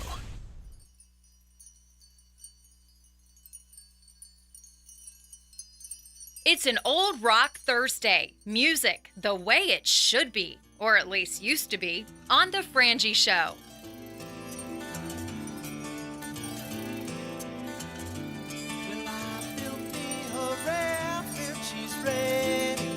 I think Hays Carlyon, if I got this right, if I remember right, memory serves, he broke the stories when Steve Spurrier went back to Florida. Jags were going to draft Tony Baselli. Who shot Kennedy? Yeah. But the biggest break was yesterday. Right. That the Doobies are coming. Yeah, that was okay. big. I mean, Who Shot I Kennedy haven't was big slept. and all. Okay. No, how could you sleep now knowing this? Yeah. Kidding me? It's only, let's see, what is it, July? What'd you tell me, July 8th? Something like that? Yeah, I think so. So it's only... It's going to be a fun show. I can tell you Only from 6 months? experience Only 6 that months? is going to be a fun show. Oh, no question. I've seen them too. I've seen them a few times. So I'm with you like that. So there you go. So Old Rock Thursday today is the Doobie Brothers, one of my favorite all-time bands. How's Jim Harbaugh going to do? He's going to be the new coach. Massive success where he wins the Super Bowl because he's won everywhere else? Or will he be a flop like so many of the college coaches are when they get to the pros? I think in between. I don't think he wins a Super Bowl, but I think he's a pretty good coach. I think charging is potentially going to go away, and they'll make the playoffs with Justin Herbert. But I still don't see a Super Bowl coming. To me, you still have to have a fan base in order to make it to a Super Bowl. You have to have a home field advantage. The Chargers have none of that, and they'll be talented, sure. They'll make the playoffs, like I said, but I don't see a Super Bowl coming to them. I think it's just so incredibly hard to predict that for anyone that's not named the Chiefs because of how deep the conference is. I mean, I think he's a really talented coach. I think Justin Herbert is much better than what a lot of people believe. So I think it's going to work for the Chargers, and I do think that they will be really good. But the problem is there's so much really good in the AFC now. I mean, there's only 7 spots. And you still have to start with the Chiefs, no matter what happens on Sunday. So you've got the Chiefs to deal with, the Ravens to deal with, the Bills. What does Houston become with C.J. Stroud? Looks pretty good so far. You've got Joe Burrow coming back from injury. Cincinnati's going to be very good again. Cleveland just won 11 games without getting really anything from Deshaun Watson. So what if, he finds form? The Dolphins are talented. They won 11 games. The Jets have Aaron Rodgers coming back. That's 8 teams before I even get into Sean Payton did better than what I thought in Denver. What does he do in year 2? Have the Raiders figured something out with Pierce and the talent they have? The Jaguars, when you're talking about the Chargers, the Jaguars could certainly be a team fighting for a spot in the 7. So there's just so much depth in this conference that I think it's hard to predict dominance. I mean, if he consistently wins like 11 games, if over the next 3 years they find their way to 33 wins, I think he'll have done an amazing job because of how tough the road is every year. The toughest thing for college guys that become NFL coaches is the college football coach is the CEO. He's the king. He is the mayor. He is in charge of the kingdom. And there is no other discussion. There's nobody else in charge. There's nobody else whose opinion matters, including the athletics director. He's the boss. In the NFL, you're not necessarily. You may not be in charge of personnel. So to that end, can you see anybody telling Jim Harbaugh what to do or who his players are going to be? I know the old, if I'm going to do if I'm going to be the cook in the kitchen, I want to do the shopping, Bill Parcells line. I've got to believe Jim Harbaugh's going to have a lot of say. They just fired Tom Telesco, who's the GM. Well, I think he's a good GM. The Raiders hired him immediately. I know it didn't work with the Chargers, but I think he's a sharp football guy, and the Raiders couldn't hire him fast enough, by the way. Yeah, they had a lot of talent. Yeah, Their issue was Brandon Staley. Correct. So, but nonetheless, they got the GM fired. So do you think Harbaugh gets to kind of hand select the GM? Well, there's 3 guys in play. Brandon Brown, the Browns guy. Ed Dodds, who everybody thinks is really good. He's been on the list literally for 10 years. Yeah. I mean, talk about a guy that he and Mike Borgonzi in Agreed. Kansas City. Are on every it's list. like for 10 years. Yeah. And this guy Joe Ortiz, who's the Ravens director of personnel, who Harbaugh knows through his brother John. But don't you have to believe, to your question, Lauren, even if he doesn't handpick the GM, he's going to have a lot to say with who the GM picks, wouldn't you think? Yeah. But I got to believe Jim Harbaugh will be as close as there's no total control guys anymore, but won't he be about as close as total control as you can get? I got to believe it's Harbaugh's business. I would say with Belichick looking like he might not be employed this season, I think no coach of the 32 probably has as much say as Harbaugh will have. That's what I think. So I think he's going to be really good. Now your point is right. It's a hard league, and it's a really hard division in a really hard league. I get it, and but I think he's going to be real. I think he's a really good coach. I think he's a very good. The most important thing for a coach is not X's and O's. It's not. It's football knowledge. It's not X's and O's. It's being a great leader. I think Harbaugh's really good. He's quirky as crap, so it's hard. You know what I mean? That's an understatement. So it's hard to get a read on how he leads. But I think leadership and there's a fine line between respect and dignity you have to treat your players with. Because if you don't do that, you'll lose them immediately. Yet you have to be demanding of them as well. I think Harbaugh's really good, man. I mean, is there any? Let me ask you this. Is there any team in college or pro football? Think about this for a second. Of the 31 in pro football, and of the 130 in Power 5 college football. So I'll call all 32. I'll put the Chargers in here. So of the 162 teams, is there any team that if you learned you're losing your coach tomorrow? Okay, whoever you are, your coach is leaving tomorrow. Save the Billy Napier jokes for a second, okay? I know they're coming, okay? You know what? And I'll enjoy them, but just for a second, indulge me, okay? I will. If you're one of the 162 teams and your coach left for whatever reason, retired, health reasons, and you found out Harbaugh was going to replace him, is there any of the 162 teams that wouldn't be happy?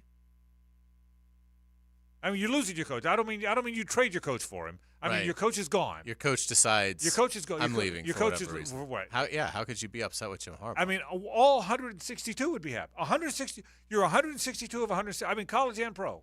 You'd be 162 of 162, right?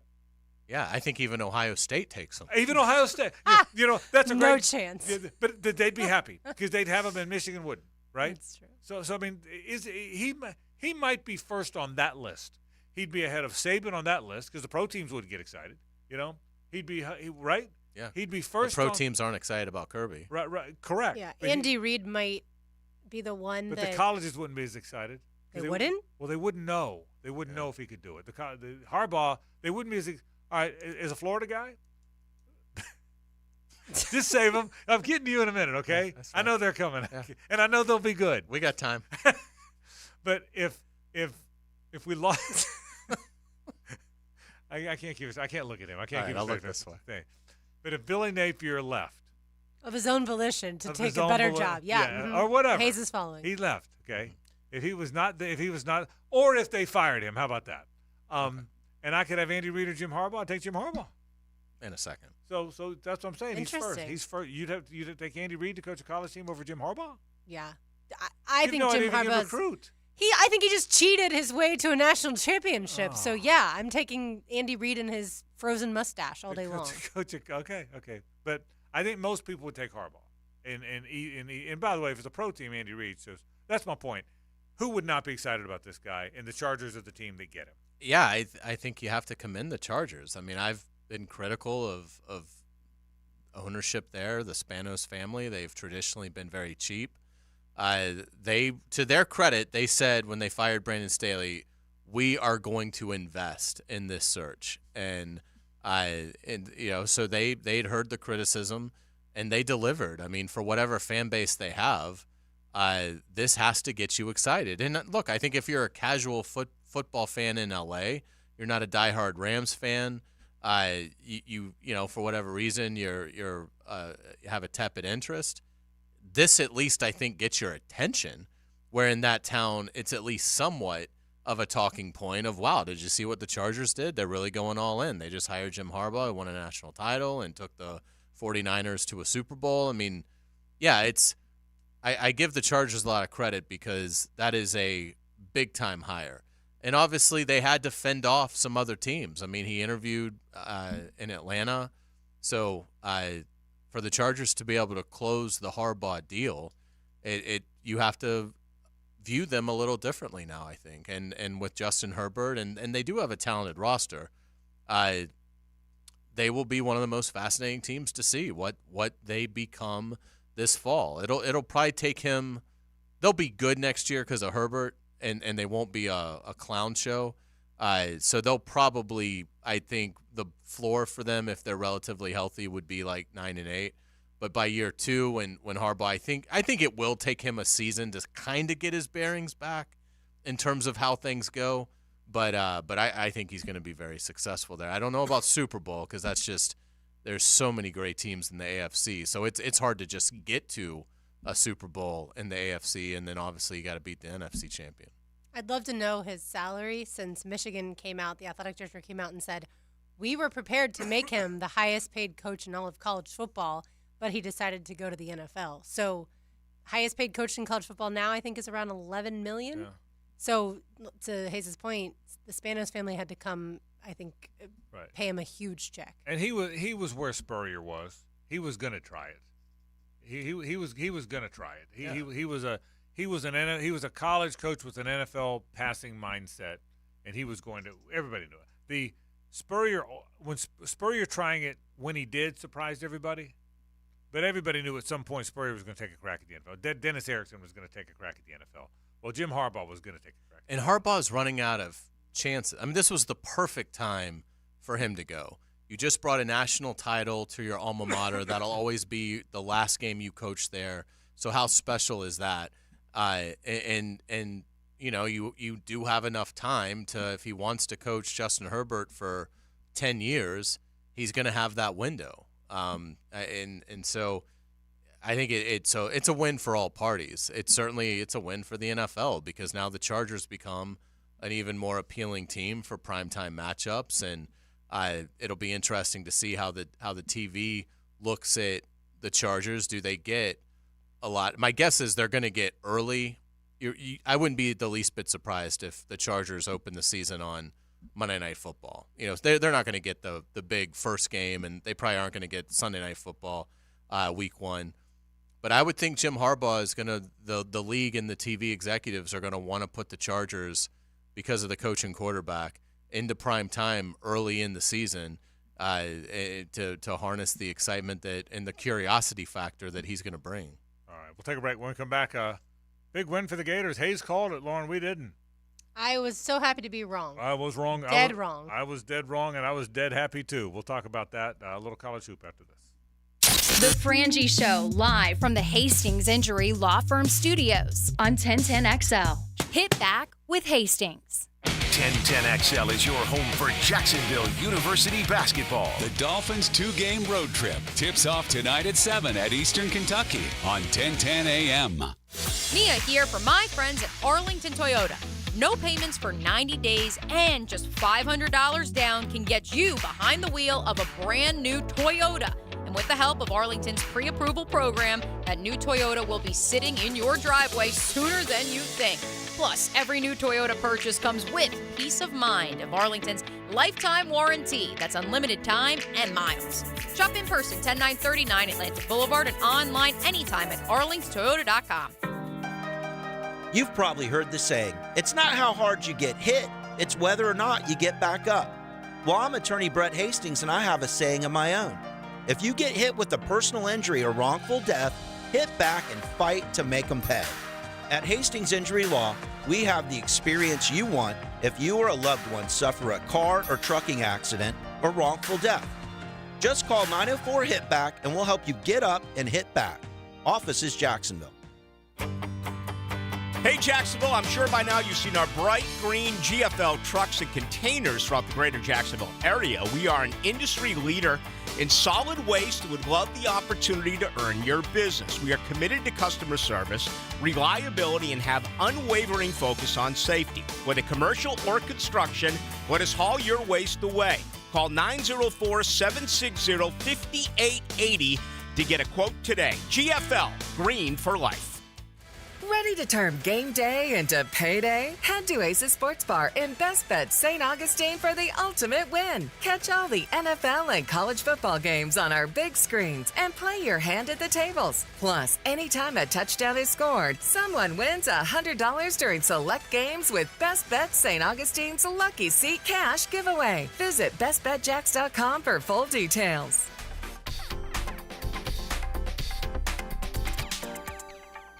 Outstanding Scholar athletes take pride in hitting the field and the books. That's why 1010XL salutes the Scholar Athlete of the Week. Wednesdays on The Frangie Show. Brought to you by Southeast Orthopedic Specialists. And the Plumbers and Pipe Fitters Local Union 234. Baloo for Shinatri Chiropractic. They've helped me get rid of my headaches and pain in my neck and back. Are you suffering from an auto accident? What about TMJ pain? Headaches associated with jaw clenching, grinding of the teeth, or stress-related disorders? Shinatri Chiropractic has a physical therapist on staff for rehabilitation, quality chiropractic care, dry needling, massage, and acupuncture. Call 743-6700 or go to shinatridc.com. W's and L's are what it's all about in football season, and you know you want to be a winner. Well, don't forget about calling Florida Home AC at 777-4300 before all your friends come over and that AC or heating unit conks out. You'll have that L on your forehead, and that sticks. Make sure your AC can handle the heat and invite the gang over for a win. Florida Home AC, the official AC partner of the Jaguars, with prompt and quick service to make sure you stay cool in the heat and warm in the winter. Shen Yun shows are coming January 30th to 31st to Jacksonville Center for the Performing Arts. Shen Yun revives 5,000 years of civilization through choreographed dance, with music combining classical Western and Chinese instruments and dynamic 3D backdrop. Come see it at least once in your lifetime. January 30th through 31st. Tickets at shenyun.com/FL. Hey everybody, it's Mike Dempsey for Awaken 180 Weight Loss. When researching any product or service, we want to know what other customers had to say about it. Were they happy? Did they receive the results promised? What if that company had a customer satisfaction score of 98%?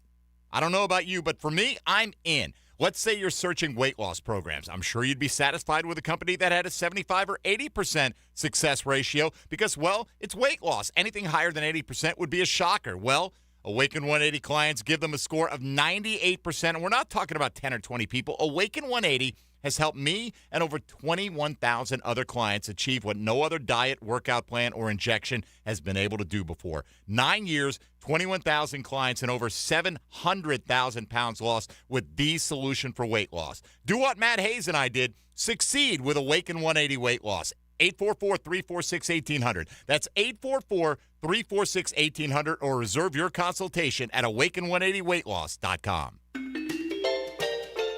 Wintertime at the Blue Crab Crab House. You know what that means. Time for oysters. Buy them by the tray, broiled, half shell with Romano cheese, wine topping, or fried. And of course, each and every Wednesday, $1 oysters at the Blue Crab Crab House. Serving Northeast Florida since 1996. Make reservations by calling 260-CRAB. Jacksonville's best, the Blue Crab Crab House, off of San Jose on Jewington Creek Road. Finding great candidates to hire can be like, well, trying to find a needle in a haystack. Sure, you can post your job to some job board, but then all you can do is hope the right person comes along, which is why you should try ZipRecruiter for free at ziprecruiter.com/free. ZipRecruiter doesn't depend on candidates finding you. Its powerful technology identifies people with the right experience and actively invites them to apply to your job. You get qualified candidates fast. So while other companies might deliver a lot of hay, ZipRecruiter finds you what you're looking for. The needle in the haystack. 4 out of 5 employers who post a job on ZipRecruiter get a quality candidate through the site within the first day. ZipRecruiter, the smartest way to hire. And right now, you can try ZipRecruiter for free. That's right, free. Just go to this exclusive web address, ZipRecruiter.com/free. That's ZipRecruiter.com/free. ZipRecruiter.com/free. Discover the difference that local expertise makes at First Coast Lighting and Fans. Visit their showroom at the Avenues and browse high-quality products to match your desire for elegance, quality, and uniqueness at First Coast Lighting and Fans. 1010XL is presented by Farah and Farah, exclusive injury law firm of the Jacksonville Jaguars. Protecting you and your family. Call 396-5555. Jacksonville. It's an old rock Thursday. Music the way it should be, or at least used to be, on The Frangie Show.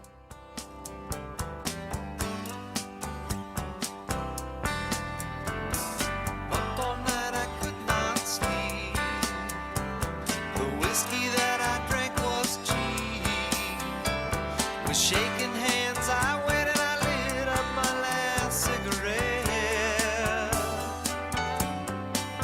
Well, the sun came the night it fled. Doobie Brothers today on Old Rock Thursday. This would be Frank's favorite, South City Midnight Lady. It's one of the most beautiful songs ever written. Hayes, do you remember them performing this song? I don't. Okay. At 8 songs in. Was it? Yeah. I was about 8 drinks in. So that would line up. And this, by the way, one of the few songs Patrick Simmons sings lead. You probably knew that, but Patrick Simmons sings This Is Not Tom Johnson. Yes, I did know that, but I like when people get to learn more about bands again. It's one of the Doobie most beautiful Brothers. songs I've ever heard. It's one of the most beautiful songs I've ever heard. I'll be surprised if the Doobie Brothers don't sell out at Daly's Place with all of the times we're going to talk about Doobie Brothers. We'll do it all for them.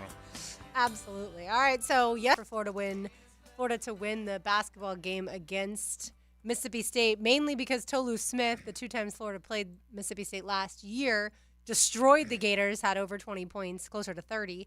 And I just didn't think that Florida was going to be physical enough. But Frank, I give all the credit to Todd Golden and his team because he knew they had to double him. And Josh Hubbard, the freshman, they said, okay, he's going to get his, which ended up being 26 points. But as long as we protect the rim and defend the paint, Tolu Smith doesn't go off, I think we can win this basketball game. That was a good win for them. And Hayes, you called it. You thought they'd beat them. That was a good win. That was by Florida standards, that was a heavyweight fight. Now, Florida's not good enough yet to be in the Ali Foreman heavyweight fight. That's when UConn plays Kansas. Florida's not in that. They're not in that category yet. But for where Florida is, and maybe a bubble team, if that was a heavyweight fight for them in a different division, right? And that was a good win for them. I mean, they because they played a team that matches up really well with them, and got off the big lead. The Chris Jans, the Mississippi State coach, came up with a great plan to counter it. He just came up with it too late. That 2-1-2 full court press really bothered Florida. Florida's really not good against the press. Certainly not that press, they struggled with the different press, the full court press earlier this season. And so that really they've struggled with Press Taylor. Yeah. But that was a good Can't run the ball. That was a good win for them, man. And that was a good win. And you said it, Hayes. Win 3 in a row. Win at Missouri. Win home against Mississippi State, and win at home against Georgia. And we'll talk about that one later because that was not going to be easy. But I think they'll win that one. That was a big for where Florida is now. That was a big boy win last night. 17-20 at the line. That's to me, that was the difference. I mean, this is a team that has really struggled at the stripe, and it helped that Samuel only took 1, because I think he's been a lot of the problem. I mean, he's the worst teams one. have figured out if I foul him, he's Right. probably going to at least miss 1. Hanlon also hasn't been very good. Hasn't been good, and he made both of his. But Condon down the stretch had the one-on-one. Was Mississippi State is really making the rally, knocks them both down. That was gigantic, and to finish 85% from the foul line, I think it was critical, and hopefully, sometimes you get more than just a win, and Florida did get a very important win, but now having the confidence and experience of we can make these free throws late, we can make them consistently, we can make them to win games, I think is going to give them a ton of confidence and a big boost as a team. And, again, we talk a lot about the net because it's what the committee is going to ultimately view as their main metric. And it helped. Florida went from 46th to 43rd. So this late in the year, unless you beat like a top 10 team, something like that, you're not going to see dramatic movement. But that's positive for Florida to go from 46th to 43rd. They're now 5-1 in quad 2 games, which is what this was. So again, for Florida, 0-5 in quad 1 games.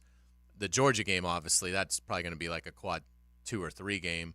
So that won't help them. But really, as you look at their resume, if they could just get one of those major quad 1 wins, I think they would go from being on the outside to the inside. So they're very close. Last night was a big win for them. And, yeah, I mean, if they can beat Georgia at home on Saturday, and I have every confidence that they will, I think that's going to be a tough matchup for Georgia because Georgia doesn't score very well. And Florida, to their credit, is really doing a great job, even on games where they don't play great defense. For the most part, they score. And certainly at home, I would expect that they'll be able to do that. Georgia has done well on the road. They're 3-1 in true road games, so that's outstanding for a club that's outside the top 75 in net. But I think Florida, I would be really disappointed if Florida loses Saturday to Georgia. Although Georgia did beat LSU at home last night, close game. I would say seeing Walter Clayton leave with the wrist injury, Frank, I thought, oh no, this is going to be that injury for the Florida season where he's going to have to miss several weeks and they're just not going to be the same because he's such an important part of the team. So to see him come back and be able to play well with the hand wrapped, that was, I thought, great news. And the fact that Florida withstood that late surge by Mississippi State, that was really important. Will Richard, who knew he could have 23 points, 9 rebounds, 2 blocks, and 2 steals? I certainly didn't see that coming. I thought he was pretty good, especially from 3. But his performance last night to lift that team when they really needed it. But was there a point last night where you thought, Florida's going to choke this game away? I thought they'd hold on. Okay. I got nervous. I did get nervous because there was no answer for the run. I mean, it went from 17 to 6. Yeah. 17-point lead to a 6-point lead. But I figured they'd hold. I thought they only needed a basket or two or a few free throws. But yeah, a little nervous. But they're. I'll say this. I mean, I think they're going to beat Georgia. I'm not convinced they're going to beat Georgia. I think Florida is pretty good. I think Georgia is pretty good. I think when they play up there, I'm not sure they'll beat them. I think they're similar. Florida swept them last year, though, and I think Florida's probably better. Yeah. I mean, the team LSU that they just beat, they're 91st in the net. They're not as good as they normally are. Yeah, and I think Georgia would tell you they got an easy schedule to start the SEC. Yes. So, but I still think they're pretty good. I think Georgia's pretty. Again, they're not great. But they're what are they? 14-5 and 4-2. They're 14-5 and 4-2. So the records aren't terribly different, or 4. I don't know, something like that. But I think Georgia's pretty. Georgia's not awful like they've been forever. They're not great. They're not. Georgia's 14-5, 4-2 in SEC. Yeah, play. 14-5, and they've had a way easier SEC schedule than Florida had, obviously. So I think Florida's better than Georgia. And so I think Florida will win, but I wouldn't be the upset of all upsets in my mind if they did. Oh, I don't think that, but I think Florida will be a 7-point favorite, something like that. 8-1 at home, certainly. That's the one thing that should have told us Florida was going to play better than I thought. That's the storyline I'm going to get to. Is you hit it? You're one step ahead of me. They might be developing this good luck beating them at home thing. It's been a long time since they've been that. It's been Billy Donovan since they've been that. They now might be when the Rowdy Reptiles get going and that place gets loud when the people buy into it. They're 8-1 at home, and the one is Kentucky, which you led for most of the game. Yeah, so it looks like they might finally be a pretty good home team. So that's where I'm going with that, Hays. Mm-hmm. I wouldn't be shocked if they lose to Georgia because I don't think there's a great difference. I think Florida's better than Georgia, But I don't think there's a great difference between them. What's Georgia's net? What's Florida's net? Georgia's net? They gotta be close or no? Yeah, they're not overly close. Florida's 43rd, and Georgia checks in at 78. Oh, so they're not close. You're right. So they're not. But my guess is Florida's better than Georgia. But bigger than that for me is they got Georgia at home tomorrow. Then they can play a couple road games. They got Auburn at home. We'll see. Now, they've beaten Auburn at home before there. Yeah, Omar Payne. They get LSU at home. They get Vanderbilt at home. They get Missouri at home, who's not very good. They get Alabama at home. Here's the thing. You're trying to get to 10 wins. You're at 3 now? You have about 5 or 6 home games now. And if you become this good home team, that really helps the cause. Because you might win a couple on the road, too. You might win at Vanderbilt, right? Better. You might win. You might win at Georgia or South Carolina. I don't know. But if you can become this home team, that's a really good home team, that's what from where they sit now, that's what could get them in. I guess that's my point. Yeah, again, the committee is going to look favorably at Florida because they tested themselves in non-conference. They're obviously playing in what is unquestionably, or at worst, the second best league in the nation. So Florida just has to give the committee a reason to put them in. And the reason that the committee is going to look, what they don't have now that they need to add is the quad 1 win. If they beat Auburn and Alabama at home, that will be enough, assuming they don't lose a bunch of games they have no business losing. But the other 3 you mentioned are against teams that are Vanderbilt's terrible. LSU isn't close to what they've been, and Missouri isn't close to what they've been. So, and then if you do happen to get one on the road, that's just a bonus and will certainly help their seeding. But I think last night was a big step for Florida and going from being outside of the tournament to working their way into it. If they can beat Georgia on Saturday, because, again, half the nation's going to lose. So if they can win Saturday, then my guess is when you start to see the projections early next week, they will either be in or very, very close to being in. Yeah, I think Todd Golden's done a really good job of knowing when to play guys. Like last night, Frank Denzel Aberdeen played a little bit in the first half, and then he wasn't able to do a whole lot, so you didn't really see him much in the second half. Micah Hanlogton, Alex Condon. Condon, I think, is a great hustle player. That's one thing. As a freshman coming from Australia, didn't know what exactly you were going to expect, but he's been really good as far as when they need minutes from guys like that. It's a 7-man rotation. They're down to 7 now. Now Aberdeen will play a little bit. Hauk will play a little bit, but it's 7. It's 7 guys. And even Kugel was only 19 minutes last night. Yeah. So it's 5 starters plus Kugel plus Condon.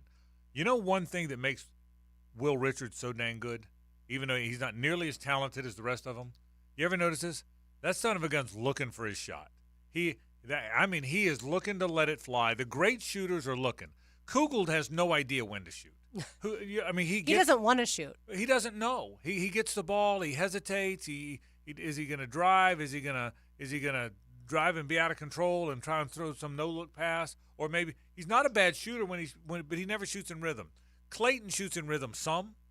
Other times he holds the ball and isn't sure. There's a lot of uncertainty. Mediocre shooters. One of the things I love so much about watching UNF play, and I mean since Matthew Driscoll got there, they are looking. First open look, they let it fly. They don't need 8 passes. If a guy's got an open look from 3, he lets it fly. Well, Richard's that guy.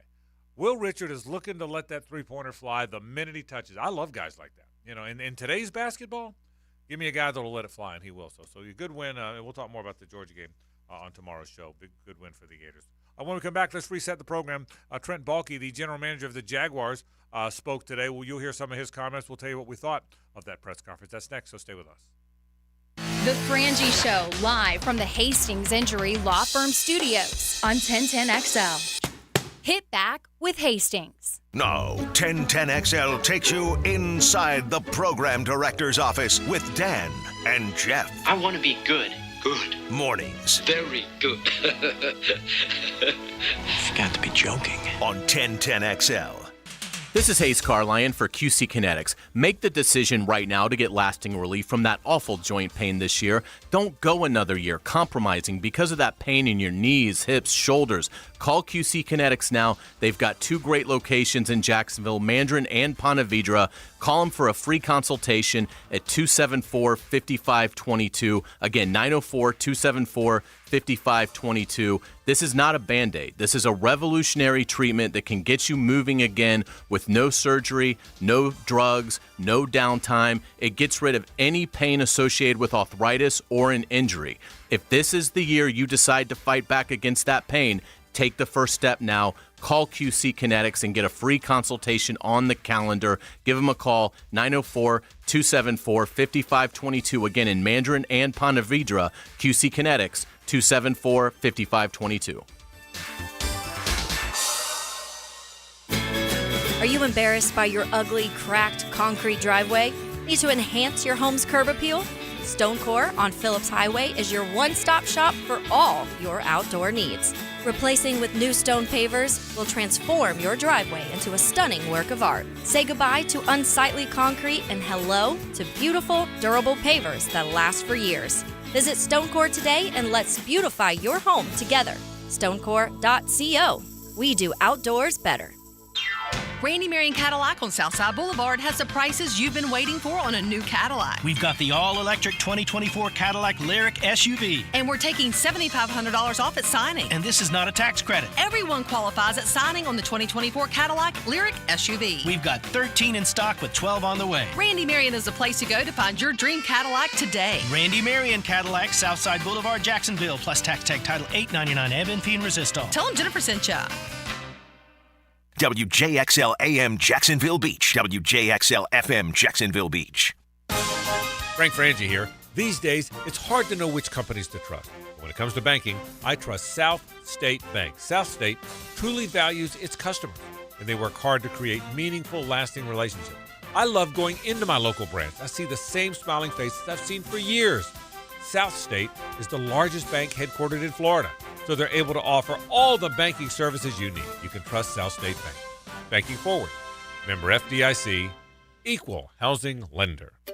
Finding great candidates to hire can be like, well, trying to find a needle in a haystack. Sure, you can post your job to some job board, but then all you can do is hope the right person comes along, which is why you should try ZipRecruiter for free at ZipRecruiter.com/free.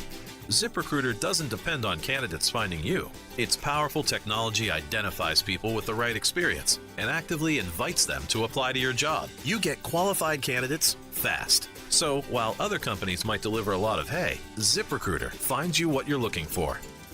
The needle in the haystack. 4 out of 5 employers who post a job on ZipRecruiter get a quality candidate through the site within the first day. ZipRecruiter, the smartest way to hire. And right now, you can try ZipRecruiter for free. That's right, free. Just go to this exclusive web address, ZipRecruiter.com/free. That's ZipRecruiter.com/free. ZipRecruiter.com/free. DivorceMenOnly.com. This is Kenny Lay of Kenny Lay & Associates. Our firm specializes in representing men in family law. That's all we do. That's our only focus. We can help with all of your family law needs, such as divorce, custody, alimony, and child support. For over a decade, we have helped thousands of men with these types of issues. We even have an appellate division ready to challenge a judge's ruling. If you need a family law attorney, go to DivorceMenOnly.com. DivorceMenOnly.com.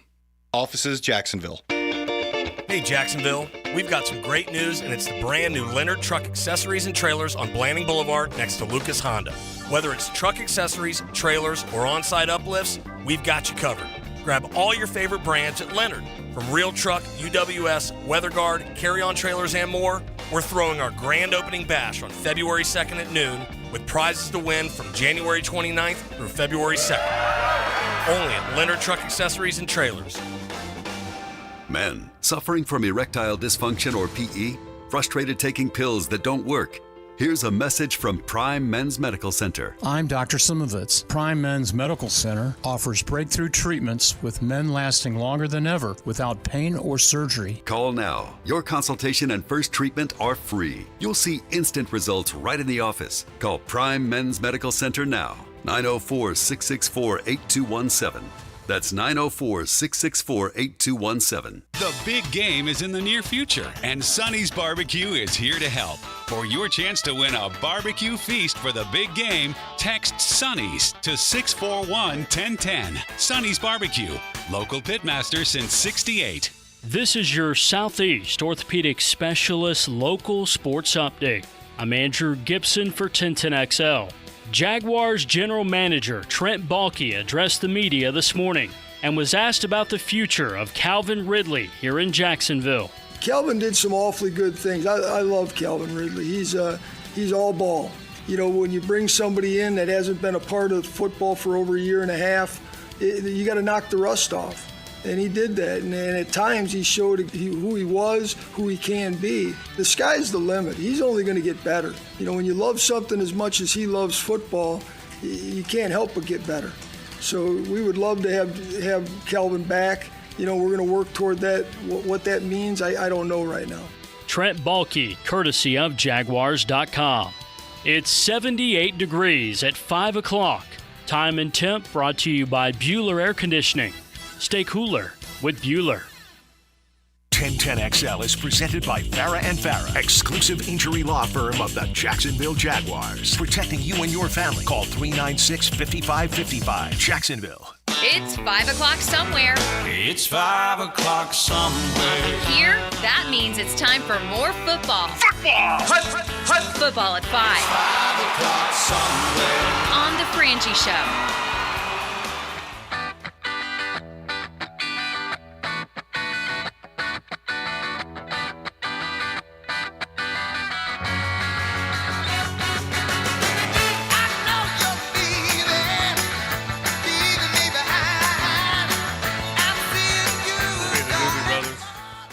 July 8th, all hanging out. Carlyon will be deep in those Jack and Cokes. How about halfway through the concert, Carlyon deep in those Jack and Cokes. You see that? With this playing, turn that up, RJ. Imagine this playing. Carlyon deep. Haley's place. What a scene that'll be. Gonna need an Uber. Absolutely gonna need an Uber. There's no question. Doobie Brothers are on Old Rock Thursday. They're coming to town. Hays, do you dance at concerts? Not unless I'm like really intoxicated, which I was at this one. Okay. So I probably. Plus, it's like sometimes there's the members of Journey and Toto would like a word. Yeah. Just saying.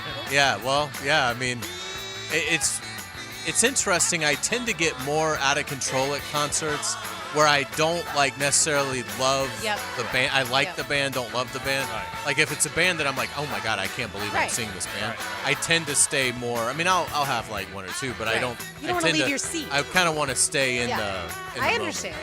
Yeah. I go crazy at concerts when I absolutely love them as well. In the 80s, when the Jackson Victory Tour came, there were 70,000 people there or whatever it was. They all danced. All of us. That's awesome. I promise you. All right. Dancing's good for you, by the way. Is it healthy? Absolutely. We'll get to the Trent Baalke comments in a minute. We'll kind of re-rack the top of the program where Trent Baalke, the general manager, met. I want you to hear just a few of his comments real quick. But first, breaking news, the Atlanta Falcons, they have set a Guinness World Record by interviewing every living American for the position, and they settled on Raheem Morris. Now, Pete Prisco loves him. He's a very respected young defensive coach who's getting a second chance. He was a coach of the Bucs for a while. Did a really good job with the Rams as the defensive coordinator. I'm not shocked by this one. I was shocked. I was very surprised by the Dave Canales hire, but I'm a little surprised by this one. Are you? I am surprised because I thought it would be Bill Belichick, and obviously, credit to the Atlanta front office. They talked owner Arthur Blank out of that to preserve their jobs, I'm sure, because Raheem Morris isn't going to even think about asking for control over personnel. So I'm sure there is a lot of champagne popping at the Falcons facility right now with this hire because Raheem Morris coming in means a lot of jobs in the front office were saved. Yeah, I'm surprised just based off of the fact that I thought it would be Bobby Slowick, the Texans offensive coordinator, that would get this job. and they would figure out a quarterback, and they've got some great offensive weapons, and I thought they'd be really good next year. Not saying that Raheem Morris isn't a good coach and all that, but going with a defensive coach is a little bit different than what I would have expected. But also, Frank, that means Bill Belichick most likely will not be coaching this season because the only place he's interviewed is Atlanta. Yeah, and I'll say it again. I'm not surprised. I'm not. That does not surprise me. I said before he even was out, I said I didn't think he'd coach again, and then it looked like I was wrong because it looked like he was going to pop up. So I'm not surprised. I am not surprised it looks like Pete Carroll won't have a job now.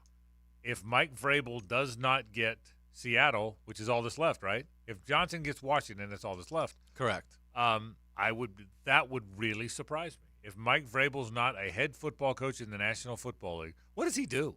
He'll be someone's coordinator, sit out? What does he do? I would think that's a sit out a year. I do too. And And then around December, start doing all the interviews about how much you've studied and can't wait to get back in. And That's right. Right. Yeah, so interesting stuff. All right. Trent Baalke met with the media today, had a number of comments. Number one, all this talk about this rift between the front office and the coach, he says is not true. Probably even more so. When you go through tough times, you find out a lot about a lot of people. And the season didn't end the way we wanted it to. We had some strong conversations throughout the year, kind of where things were at and what we were, where things were trending. So great communication, great collaboration, and really respect him and everything that he does. So I don't think there's any. A lot of what's written, a lot of the narratives that are out there are just false. Plain and simple, false narratives. Now, the conversation went on. He talked a lot about very specific things. We'll get to some of those. And, again, you can find that on demand. It's everywhere. The Jaguars.com folks did a great job, as they always do, streaming it. And then we, compliments of Jaguars.com, were able to play it on the radio station as well. But at the end, he was sort of asked one more time, is the collaboration between you and Doug good? Yeah, I think we have a real good pulse. We've had some real good discussions. And going back to Gene's first, question on the collaboration and the unity we have in this building, and I can't speak for Doug, but I'm sure he'll speak when he has a chance to speak. The collaboration, the unity that we have together, the respect we have for one another has never been better. So, again, I go back to that narrative that Gene mentioned. That's a false narrative, nothing to it. Other topics he talked about. He felt like the problem with the football team, among the more prominent ones, it wasn't a physical enough team. I thought that might have been the big storyline. They weren't physical enough in the trenches. They've got to get better at that, and he made a very clear point that he thought that was a problem. He said they didn't do a good enough job of developing them. He talked about we bring them in, we onboard them. That means obviously indoctrinate them to the NFL and to the Jacksonville Jaguars. He said we did not do a good enough job of developing those players. He said Josh Allen will be a Jaguar. I don't think there's any doubt about that. He said Calvin Ridley, he would like to keep Calvin Ridley. He wasn't as definitive about that. They certainly talked about that. He said he thinks Trevor's in a good place, but he's very concerned that Trevor got hurt so much. He suffered an ankle, a knee, a shoulder, and a concussion, as most of you know. Trent said that's alarming. That's a concern. His comments were, we have to do a better job of protecting him. Trevor's got to do a better job of defending himself. He was effusive in his love or his appreciation for Ryan Nielsen, the new defensive coordinator. The bottom line, I thought, overview. He said, I got the impression that everyone said, was he critical of the coaches? Well, he clearly made it clear that they together did not do a good enough job of developing what he believed was a decent roster. I thought if he was critical at all, it was more about development than it was deployment. I didn't think he was criticizing play calling and scheme as much as he was they didn't develop. As a group, all of them together, him included, did not do a good job of developing that roster. He did say schematically things will change. That is specifically what he said. I think he was referring to the defense when he was talking about Ryan Nielsen. What I took from that, and that is just me translating in my mind, not what he said, I think there's a better chance there's a four-man front, and I think Trayvon Walker's hands on the ground. That was kind of my overview from his 30 minutes.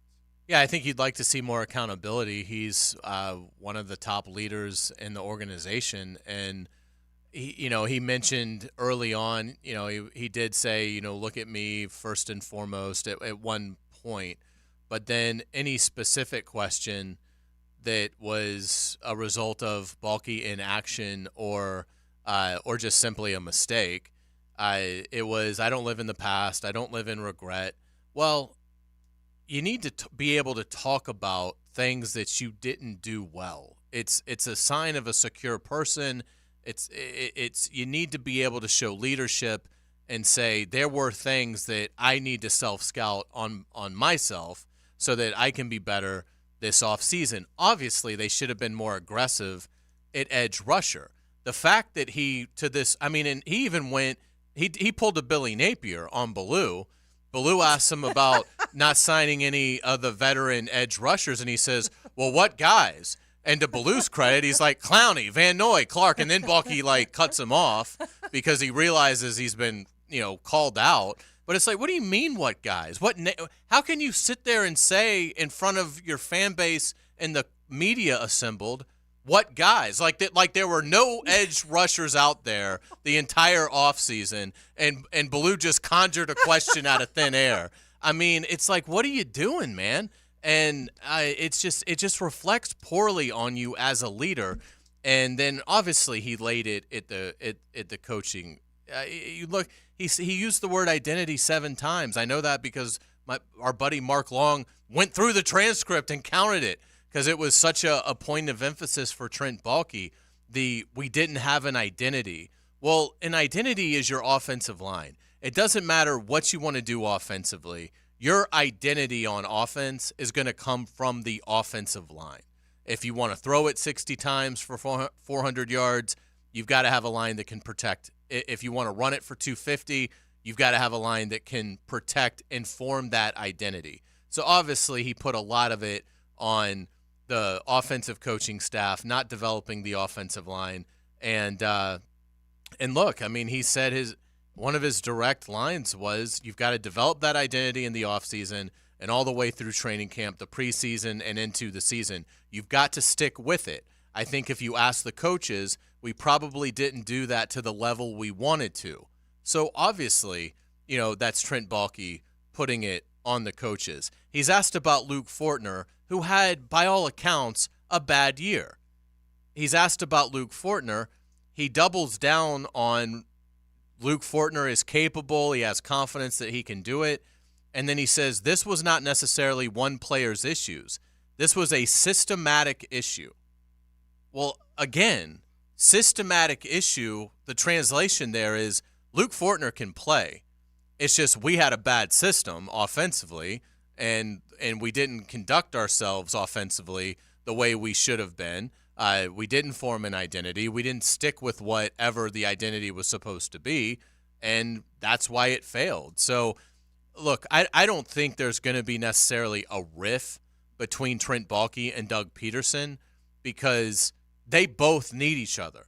I mean, if it doesn't work, I don't think Doug Peterson's getting a third head coaching job. I can guarantee you Trent Baalke will never be a general manager once this tenure ends. So, if it's going to work, if they're going to stay employed working in this league that they both love, they've got to work together. So I don't think that there's going to – I mean, I'm sure Doug Peterson isn't thrilled by what Trent Baalke said today, but I don't think – because I think Doug's been pretty good about not blaming anything on the front office publicly.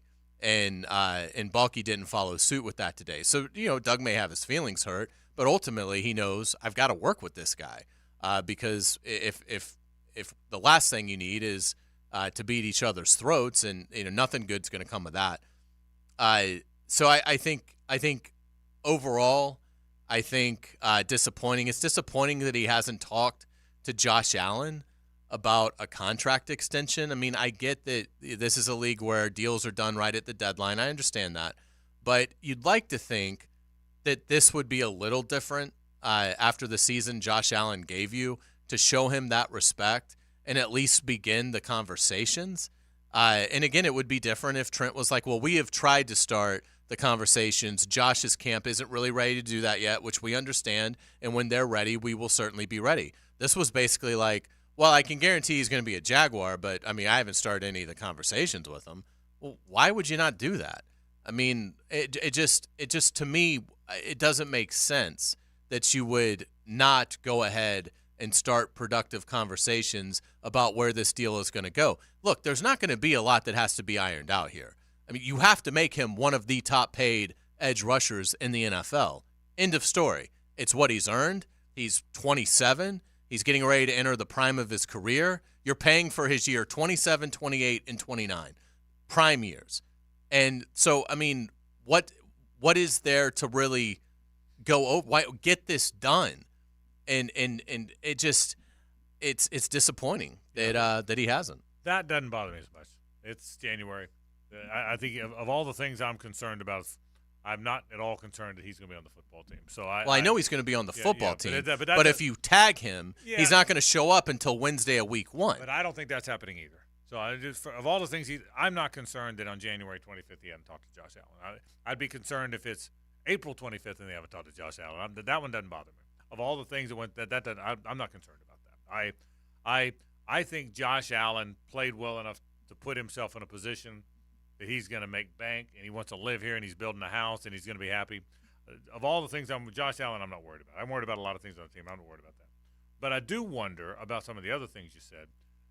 If there is a disconnect, and I don't sense there is right now. To your point, I think they've got to be on the same page. But I wonder about, will they build the offensive front? I was more concerned about his comments about Luke Fortner. Sounds like to me Luke Fortner is going to be their center. Well, certainly. I mean, he talked about needing competition in all rooms, and that that's the greatest motivator. Kind of using some cliches that you hear in a lot of different NFL camps every season. But yeah, and look, he said we've got to get bigger, stronger, more physical. Well, again, these guys are pretty maxed out in terms of what they're going to be physically when they get to this level. There may be some growth. Luke Fortner is a brilliant guy. He has 2 or 3 degrees. Right. He's pretty much a finished product when it comes to athleticism. I mean, he was at Kentucky for a long time. He's older than Trevor. I was going to say he's older than Trevor. Yeah. I mean, this is not somebody who's Anton Harrison. I would buy in, has some athletic upside that he still can hit because he's such a young guy. Do they keep Cam Robinson? What do you think? I would guess yes. Okay.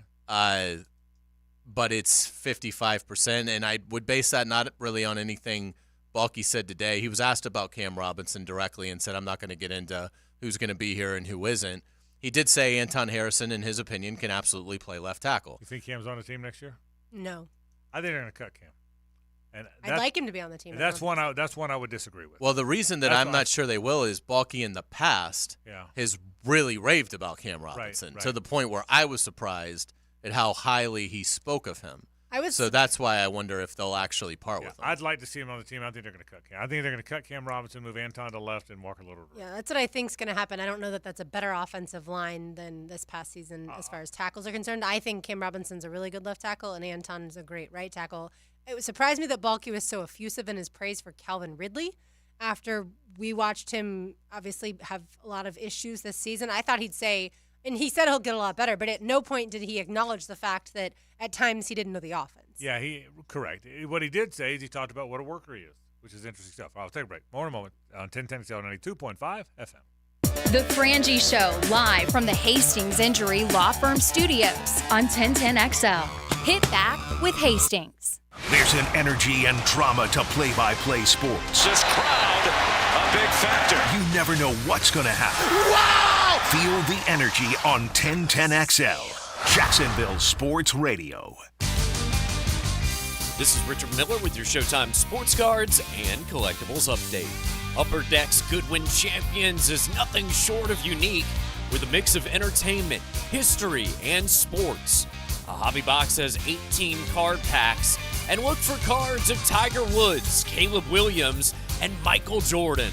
It's Showtime Sports Cards and Collectibles. Update your collection. This is Keith Catlin for Catlin Truck Accessories, and we are so blessed to be in business for over 100 years. Over 100 years of the best product and customer service means you can count on Catlin. From roll and lock bed covers to Lear toppers to cam locker toolboxes, Catlin Truck Accessories has you covered when it comes to your truck or van. We do those too. Got a fleet of vehicles? We can outfit them all. Who can you count on Catlin? One name, one location, 100 years. You can count on Catlin. Florida Home AC, the official AC partner of the Jaguars. Make them your AC partner. With honest cost estimates before they start the work with no hidden fees. Call 777-4300 for Florida Home AC. Ready to spice up your Wednesday? Head to Players Grill for Wing Wednesday. Enjoy mouth-watering wings for just 75 cents each. Plus, make it a happy hour all day long. Cheers to unbeatable deals and good times. Players Grill, where the neighborhood meets. It's a natural fit. Helmets and heels. Who's that? Yes, it's us. With Lauren, Taylor, and Mia. Driven by Tire Outlet. And presented by Underwood Jewelers. And First Coast Lighting and Fans. Tuesday nights at 6 on 1010XL. Lower mortgage rates are here, and smart homeowners are wiping out all their credit card debt with help from Loan Pronto. Hey, Prosser here. Right now, Loan Pronto has a cash-out refinance rate of just 5.49%. You heard me. That's a huge drop. So you can get refinanced now, get cash out of your home's equity to wipe out all those credit cards and other high-interest loans. You can save hundreds every month with lower payments. Or, if you still have a mortgage rate in the threes, you can use Loan Pronto's Equity Express line of credit. Just get the cash you need and leave your primary mortgage intact. Loan Pronto can get you $50, $75, $100, even $200,000 in just a matter of days. Bottom line, Loan Pronto's got several options to help you erase debt and take control of your finances. Call today, and you can even skip your next 2 mortgage payments. Call Loan Pronto now at 904-999-1508, 904-999-1508, or loanpronto.com, 999-1508. Equal housing lender, NMLS 1661781, 5.49%, has a 6.39 APR, subject to lender approval. Since 2014, there's been only one official home builder of the Jaguars, Dreamfinders Homes. With quality-built homes and a speedy move-in process, we're in 20-plus communities in the best locations across Northeast Florida. Dreamfinders Homes is everywhere you want to live. So get off the sidelines, Jags fans, and get into the game. Let Dreamfinders help you navigate your home purchase and offer great interest rates. Visit DreamfindersHomes.com for all your move-in ready homes and step up your game. Ever wonder how you can transform your living spaces into captivating works of art? At First Coast Lighting and Fans, they offer a huge selection of high-quality products to match your desire for elegance, quality, and uniqueness. Visit their showroom on Phillips Highway at the Avenues and step into a world of quality without compromise. Discover the difference that locally owned expertise makes and let them help you experience the transformation from average to extraordinary at First Coast Lighting and Fans. Hays Carlyon here. Tired of missing out on the conversation due to hearing loss? At Jacksonville Hearing and Balance, their team of audiologists led by Dr. Douglas Green can help you rediscover the joy of connection. Visit jhbi.org today. Now at Hodges Mazda, experience refined performance and turn heads in a 2024 Mazda CX-5 that feels like it's tailored just for you. Lauren Brooks here. Purchase a new 2024 Mazda CX-5 with 0% APR for 60 months plus no payments for 90 days. Yes, I said 90 days. Their professional non-commissioned sales team always puts your best interests first. And every vehicle purchase from Hodges Mazda comes with 2 years free maintenance. Visit Hodges Mazda today or shop online at HodgesMazda.com to discover the Hodges Mazda difference. See dealer for details, terms, and fees for qualified applicants. Expires January 31st, 2024.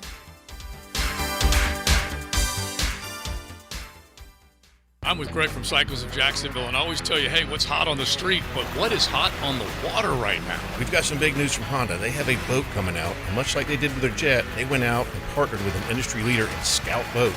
It's making the hull for them, but everything else in the boat is all Honda. So you're talking in the next handful of days and weeks, we will see Honda on the water at your showroom. It'll be on the showroom, and it'll be ready to go. So log on to cyclesofjacksonville.com. They are in the marine business with Honda. Keep track of it right there on Atlantic near Regency. Instant Keys. You don't have to go to the dealer. Instant Keys comes to you. Call 904-722-1111. Instant Keys saves the day if you've lost or broken keys. They can program new keys and remotes for nearly every make and model of vehicle at a fraction of the dealership cost. Fast, honest, and reliable locksmith service. Call Instant Keys, 722-1111. Get this thing unwrapped here. Duval! Praz, what in the world are you doing working on your Duval Duval. That's right. And I really identify with Duval. You live in St. Johns County, knucklehead. I mean the Duval sub, the Dailies Dash Duval. Turkey, ham, melted cheddar, and habanero jack cheeses. Lettuce, tomato, crispy and fresh, like me. I'm sure there's a Dailies Dash sub that sums you up. The boss. Because, of course. Oven roasted beef, Munster cheese, roasted mushrooms, caramelized onions.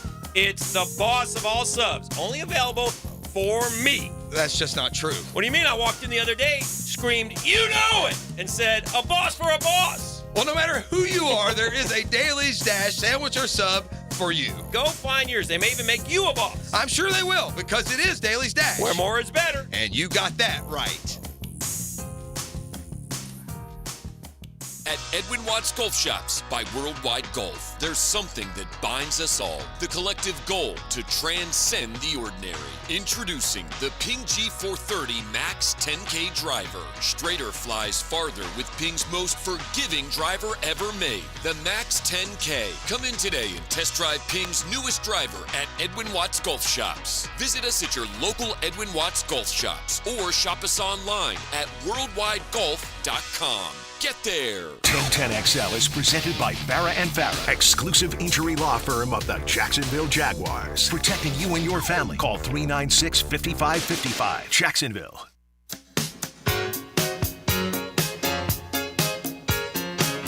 It's an old rock Thursday. Music the way it should be, or at least used to be, on The Frangie Show.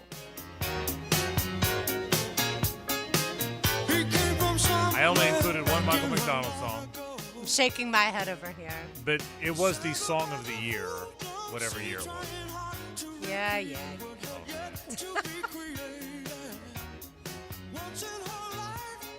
Hays, do you like Michael McDonald? He did the Running Scared theme, which I love. Billy Crystal and Gregory Hines, one of the underrated 80s buddy comedies of all time. Really funny movie. So I like him because of that. Okay. I think that song was called Shine Sweet Freedom. Something like that. Yeah, but it's good. It's my only Michael McDonald entry into today's Doobie Brothers. It's totally fun. I'm just teasing. There is a friend of mine that they have Jaguar season tickets, and they swear there's a police officer that directs traffic for Jags games that looks exactly like Michael McDonald. I know exactly the guy. I promise you, I know. You tell your wants him friends. to sing every you time. tell your friends. I know. I'm not making this up. I know exactly the guy. Okay. All right, I'll tell him. I even think I know his first name. I'm not going to tell you. But It's Michael. I'm just kidding. No, I think it's so, but I know exactly. the guy. Isn't that funny? Yeah, I know. I'm telling you, I know exactly the guy. I think it is Michael McDonald. I think he He left needs his to career in music. karaoke. Yeah, so I think there's that. As Michael McDonald, that would be glorious. Doobie Brothers on Old Rock Thursday today, as we found out yesterday that they are coming to town in July. I'm very excited about that. I love to have seen them in number. I say number 2 times. I've seen them twice. I look forward to seeing them again. I've been to their winery in California. So there's that. Mm-hmm. I don't like you like the orange and blue game back on a Saturday. You're very happy. The orange and I blue game do. was I can announced tell you, today Steve Carlyon is ecstatic that it's Well, then, Saturday you know at 1 what? o'clock. Let me just be clear. I really don't care what you think. Yeah. But I do care what Steve I Carlyon know. thinks. That's And why so I'm glad threw you that out there first. I'm glad you did. That was my ace in the hole. Yes, it was. But for us, I don't think it was fun to go down there, and do the show, I which hear now you. we can't do. And so, I hear you. For me personally, it never really bothered me, but I get it. My dad actually wanted to go like 2 years ago. And when he found out it was Thursday night, he was like, I'm not going to go. And then When he was still excited about when he Billy was Napier. still excited about Billy Napier. He still likes Nate. He's like, he is. Listen, he's not I'm like not this guy. Let me be 100% clear. sure Okay. that my dad isn't somehow related to Billy Napier because of how much he supports him every step of the way. Let me just say this, by the way. I know both of Hays' parents well. They're two of the nicest people of all time. Where the angry gene came, it's Uncle Ned. It's Right. Uncle Ned who lives in Melbourne. That's where the angry gene came from. Yeah. And so for me, I always understood it. Look, it's for recruiting. He wants to get all the recruits in, and so they can. But it's better. It's much better for the fans when it's Saturday at 1. It's much more of a. You can make a spring thing out of it. Yeah, you go down it's for a the festival day, I and agree. it's a nice day out, and you can.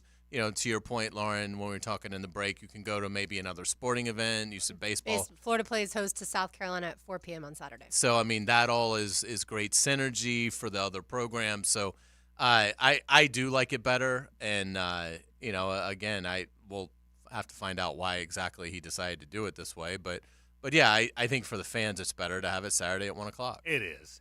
I mean, I'm like you. It was fun because we did our show there both Thursdays, and Todd Golden came by, and Scott Strickland came by, and we had some great guests, and it was a lot of fun. Chris Doring would always come by. But it's better on a Saturday. It's a festival. It's a spring festival day. I can remember back in the day, now baseball is a beautiful stadium, but it's not close by. Back in the day, you'd park one time. You'd walk to the spring game. You'd leave. You'd walk across the street to the baseball game, and then you get in your car afterwards. So, but no, you're right about that. I think it's better. That is I love spring football. I used to spring games used to be a big deal. Oh yeah. I mean, they were a big. I tell you, It's they're going to still a have big deal in certain places. They're going to have a good crowd. For the fans, may not be overly excited about Billy Napier, but they're over the moon for what DJ Lagway could be, and this is going to be their first time to see him. Did you go back and watch that tape I told you to watch? I don't think so because I kind of forgot. I'll send it to you. But I've seen a bunch. I mean, I know. I'd like to see the video that you saw, but I've seen certainly a lot of Lagway, and it's impressive. It's really impressive film, as you would expect from the National Player of the Year. But I think it's going to be, assuming Lagway plays. Now, if he pulls a hamstring in the second week of spring and Napier says he's not going to be able to play, then that's one thing. But if DJ Lagway is going to be taking the field for the Gators on the orange and blue game, I think they're going to have a magnificent crowd considering the lack of success that he's had as a coach. I got to tell you, you all know by now that Graham Mertz is represented by Frangie PR Inc. And so I'm the biggest Graham Mertz fan in the world. But I got to tell you, and I want him to play and be good and have a fun 8th year, whatever it is in college for him. But I'm hoping that they split time almost evenly. That's what I'm hoping, and that's really an intelligent hope, being that I have no idea how good Lagway will be in college. It's just I'm being fanboy here, you know. But the easiest way for Florida to get back is for DJ Lagway to be a star. Well, that's right. I mean, if he's a star, then you'll probably be better than what you think you'll be this year. And then you might be magnificent in year 2 and 3. I mean, it would not bother me. And again, this is coming from Graham Mertz Incorporated. Yeah. But it would not bother me if Graham starts the first handful of games, and if it's Kelly Bryant. It would not bother me. It would not bother me if it's Kelly Bryant, who's a good team guy and hangs in there. But game 3, game 4, Trevor Lawrence is there. Yeah. You know, I mean, Kelly Bryant wasn't a great player. Went to Missouri, was just okay. But you knew when Trevor Lawrence signed, it was just going to be It was going to be a minute. It was a matter of weeks, right? And I'm hoping that's the way. The game is presented by Florida Victorious, the collective. So I wonder if they're the ones that kind of pushed for the Saturday game. Could be. Maybe that's why Napier switched it up. But I will say what Hays said is right. Thursday was a good idea. It was fun. It was fun doing our show. It was great for recruiting. But spring football is a festival, is a spring festival day. It really is. So we'll take a break. Lauren's going to wrap the program news and notes right after this. The Frangie Show, live from the Hastings Injury Law Firm Studios on 1010XL. Hit back with Hastings.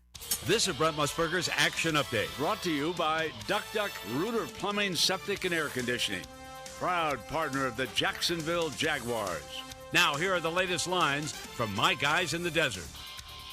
The NFL heading into Conference Championship Week in the AFC. The Kansas City Chiefs, appearing in their 6th straight AFC title game, will head to Baltimore to take on the conference's #1 seed in the Ravens, while the NFC has San Francisco taking on the Detroit Lions. Detroit in their first conference game since 1992. The 49ers are the betting favorite to hoist the Lombardi Trophy at Super Bowl 58 in Las Vegas. The 49ers are plus 140. The Ravens are plus 170.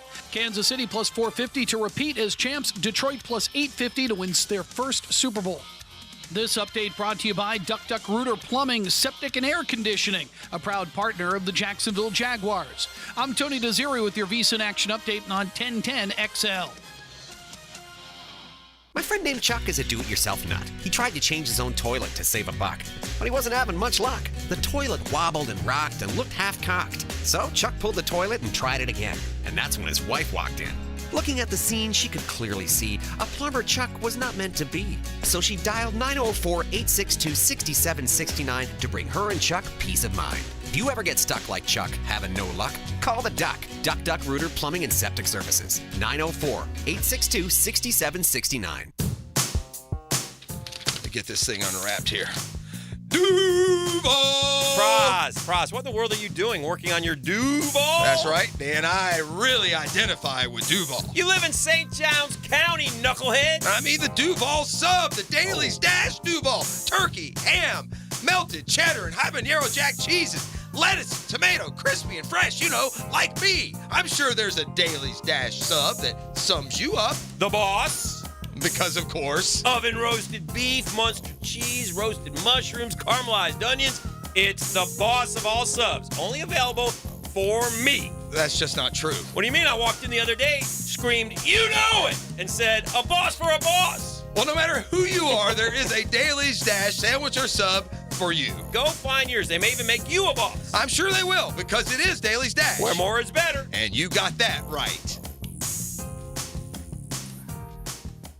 With modern smart home technology, you can control almost everything from the palm of your hand or your voice. Call the experts at Mr. Sparky. Call 888-8-SPARKY. Your on-time electrician, Mr. Sparky of the First Coast. When all you have is a hammer, everything is a nail. I'm Dr. George Bari, and like me, I know you have been bombarded with PRP and stem cell treatments from companies that promise the world and charge prices to match.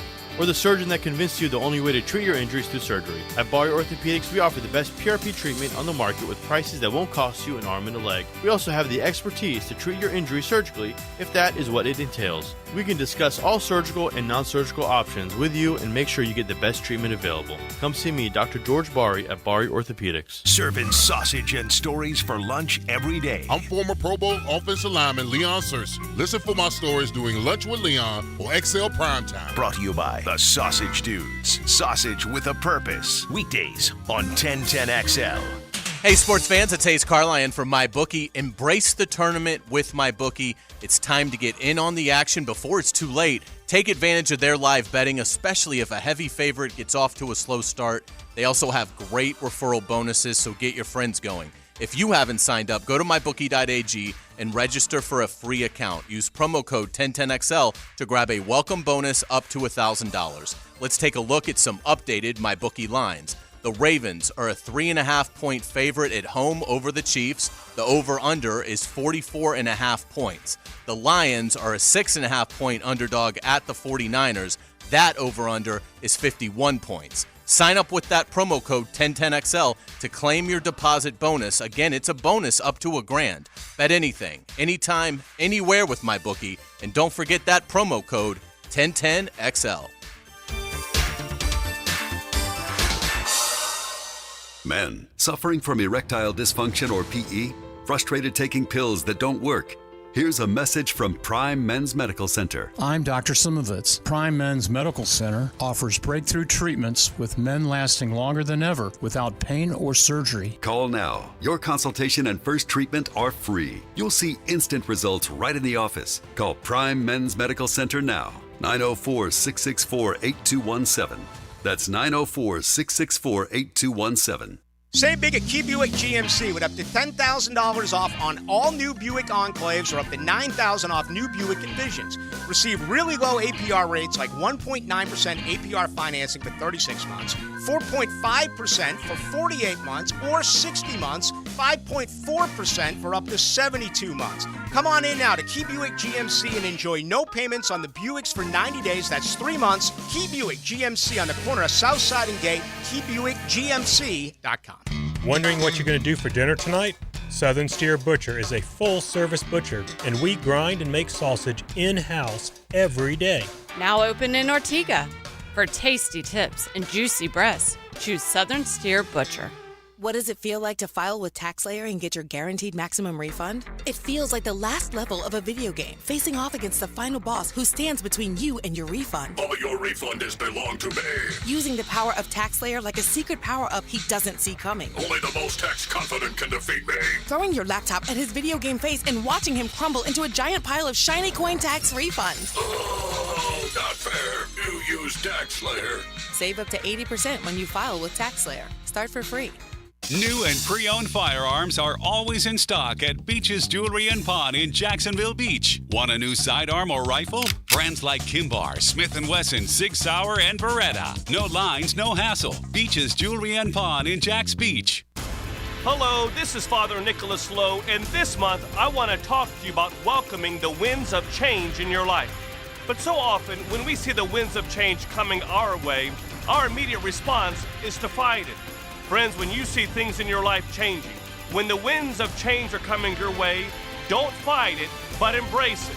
Recognize that God is stirring you up so that you too can soar like an eagle. For more inspiration, log on to stjohnthedivine.com.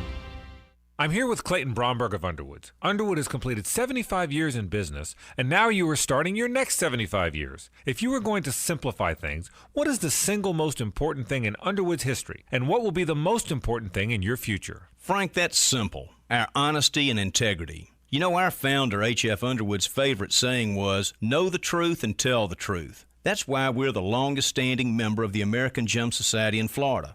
Because we know you have to have the knowledge about gemstones before you can tell the truth about them. That's why we continue to educate our staff through the Gemological Institute of America and the American Gem Society.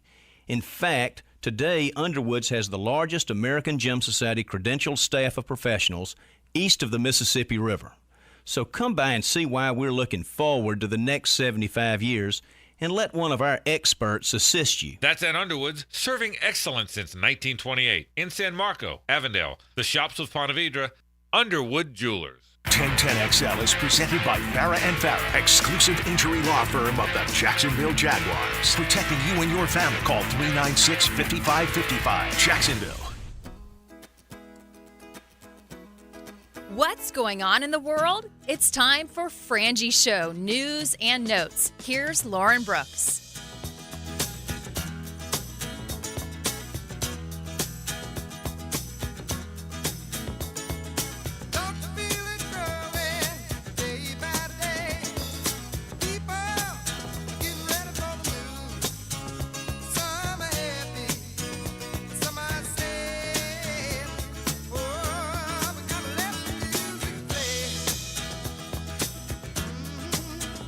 I'm doing what I'm told.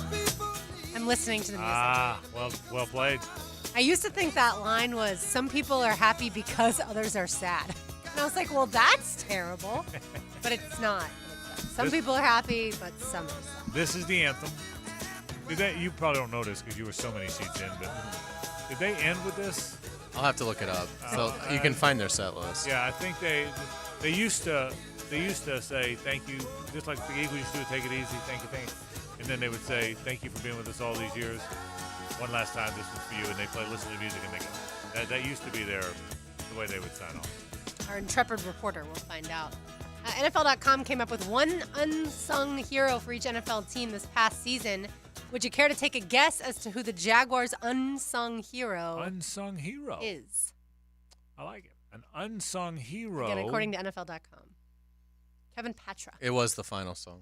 Okay, all right. That's how they said it. Good, and I like it. Were you waving goodbye as well, Hays? He has no idea. And I respect that you don't. Yeah. Unsung hero, Darius Williams. All right, Hays. I'm sorry, what was the question? One unsung hero from the Jaguars team this past season. Who did the list? Kevin Patra from NFL.com. Anton Harrison. The answer is Foye Oluokun. Oh. Okay. That they came up with. They I said thought the Jags, about him, but he wasn't all that unsung to me. But the Jags cratered down the stretch, but Foye remained a stud. The linebacker led Jacksonville with 173 total tackles, and he paced the entire NFL with 111 solo tackles. He also, of course, had 2.5 sacks. Those were fun back when the times were good around here. Let's get it to NFL coaching carousel. If you missed it earlier, the Panthers hired former Bucs offensive coordinator Dave Canales, and Raheem Morris was named the Falcons head coach. He was the interim coach of the Falcons back in 2020. He's now the head coach of the Falcons. That leaves 2 jobs left, the Commanders and the Seahawks, and it doesn't seem like Bill Belichick is going to get either one of them. Who would you guess gets those 2? I think Ben Johnson's going to Washington. I think that's going to happen. I think that there's enough smoke around that.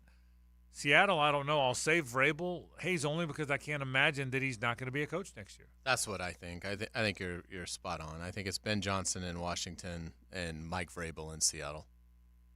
It's going to be interesting because it seems like each job we've been like, oh, well, this is about to happen. And Slowick to the Titans we thought was going to happen. And certainly Belichick with the Falcons is going to happen. And so I honestly won't be surprised if these two jobs get filled by people that we never saw coming. Well, and again, look, you hope we talk about this with the Gators. You hope you don't have this happen. You hope the Jaguars have a magnificent year and everything is fantastic. But if they make a change, you have to kind of peek a little ahead to the 25 carousel. I think Belichick's out. He'd be 73 by the time you get to opening day in 25. So this is it for Bill Belichick. I don't think he's good. If he didn't get a job in this cycle, I've seen people say, well, he'll sit out and maybe get back in. No, I think he's done. So I don't think he'll be in play. But in terms of guys that could be, well, Slowick would obviously be in play. Aaron Glenn, the Lions defensive coordinator, is a very hot name. Todd Monken, it looks like he's going to stay with the Ravens. That's good news for Lamar Jackson. Mike McDonald, another Ravens coordinator, the defensive coordinator. And I wouldn't particularly love him here, but Dan Quinn is somebody that obviously every year gets a lot of notoriety. Now, Dallas had an awful playoff loss, and that seemed to take some of the wind out of his momentum. But Dan Quinn could be somebody next year as you start to peak to that. And there'll be other guys that pop up, people that have extraordinary seasons and things like that. But I would think that this means we've definitely seen the last of Bill Belichick and to Pete Carroll. So it's hard to believe. As far as here goes, I would be very surprised if Doug Peterson isn't the coach 5-7 years. I'd be shocked. And I may be wrong, but I mean everyone's trying to have that long-term coach now. Everybody wants the Tomlin, the Andy Reid, the John Harbaugh. They're hard to find. The Pete Carroll, the Belichicks are hard, but everyone's trying harder. People are tired of the carousel, so they're trying harder and harder to find that guy. I would be very surprised if Doug Peterson's not the coach here for a very long time. I don't know if it's gonna be 15 years like those guys, but I'd be very, very surprised I'd be very surprised if there's a coaching search here. What am I, 65? I don't know how much longer I'll do this, but I would be a little bit surprised if there's another coaching search while I'm doing this show. That would surprise me. Yeah, I certainly hope so, because coaching searches mean things have not gone well. Right. Hayes, you mentioned the two Ravens coordinators. They did say, I think it was Schefter or Rappaport, one of them said that the two open jobs, they're not expected to find or to announce hires until next week. So that means that they could wait until after this weekend's games are over. So maybe the Ravens don't end up with both coordinators back, like you mentioned, Monken and McDonald. Yeah, and I mean, again, that would mean that perhaps, it would mathematically say that either Ben Johnson is available in 25 or Vrabel is. I mean, if Vrabel doesn't get a job, he's clearly number one on the board for the 25 cycle. And again, we see it every year. I mean, 6 to 8 of these jobs are going to turn over. We see it every single year. And so, again, I think it's hard to be safe in this league. Absolutely. Frank, how many people choose to move from Miami to Philadelphia? Well, not many. Well, Vic Fangio parted ways with the Dolphins call. Earlier this week. He has already been hired. He is now the Eagles' defensive coordinator. Well, that thing went fast in Miami, didn't it? Well, what's the inside of what happened? I'm going to ask around. That one surprised me. I was surprised too by it. It's. I mean, they were pretty good defensively. They were pretty good on defense. Right. They had the injuries late. I don't know. I would imagine it was more Fangio and McDaniel just didn't maybe gel as much as they. It could have been that. They could have worked together and said, "Listen, this isn't right. This isn't us." And Fangio could have said, to your point the other day when you said he wanted out, Fangio could have said, "Listen, Mike, I got 5 jobs. I got 5 teams that'll hire me as their coordinator. Right. I could have 5 jobs tomorrow. If you don't want me here, I'll go somewhere else." Right. I mean, I'm guessing, but it could have been that. And obviously he did, because he got the Eagles job immediately. Congrats to Nick Dunlap. He just won the American Express. Well, now he is going pro, so any more earnings that he wins, he can keep. He is the 4th amateur to win on tour since 1950 and the 2nd youngest champion in the past 90 years. Jordan Spieth won the 2013 John Deere Classic when he was 19. I'll be interested to see if Nick Dunlap just had an amazing 4 days, or if he's a factor on the tour in time. I'll be interested to see how that goes. I really will. It'll be a fun story to follow. Maybe Alabama. I mean, obviously he's a very good player, but I mean, is he a guy that can compete with the really good players on tour? I'll be surprised if he doesn't win the Players' Championship this year. First timers never won. Is that one of the storylines that we always have? I think no. Perks was first time, wasn't he? I don't know. I think it's that they've never had a repeat champion. Okay. Well, that is true. Yeah. Okay. Perks won it in his debut. Okay. All right. So there you go. Good luck to UNF tonight at Bellarmine. Tip off at 6:30, so just under an hour from now. And also good luck to JU at Eastern Kentucky tonight. That one tips off a little over an hour from now, 7 p.m. So again, UNF at Bellarmine, JU at Eastern Kentucky. You can watch those games on ESPN+. All right, time now for today's takeaways. Now, today's takeaways, brought to you by Key Buick GMC, where our family dealership has been helping families buy vehicles for over 50 years. I'm trying to see if Craig Perks actually won the Players in his debut, so I apologize if I've given you wrong information, but I'm pretty sure it was his debut when he shockingly won. I'm just happy you gave 2002. me the Doobie Brothers in with Listen to Music. My takeaway is I think if you were worried about the Jaguars' direction going into today, nothing probably alleviated that. Not that a press conference really would. But I don't get the sense Trent Baalke and Doug Peterson have any sort of riff. I do think Trent Baalke clearly thinks the coaching staff didn't do a good job. And now whether, they're able to move past that and how Doug will react to the comments made today, I don't know, because the entire offensive staff is back. And Trent was, I thought, pretty critical of the lack of an identity, the lack of a stick-to-itiveness, the lack of development.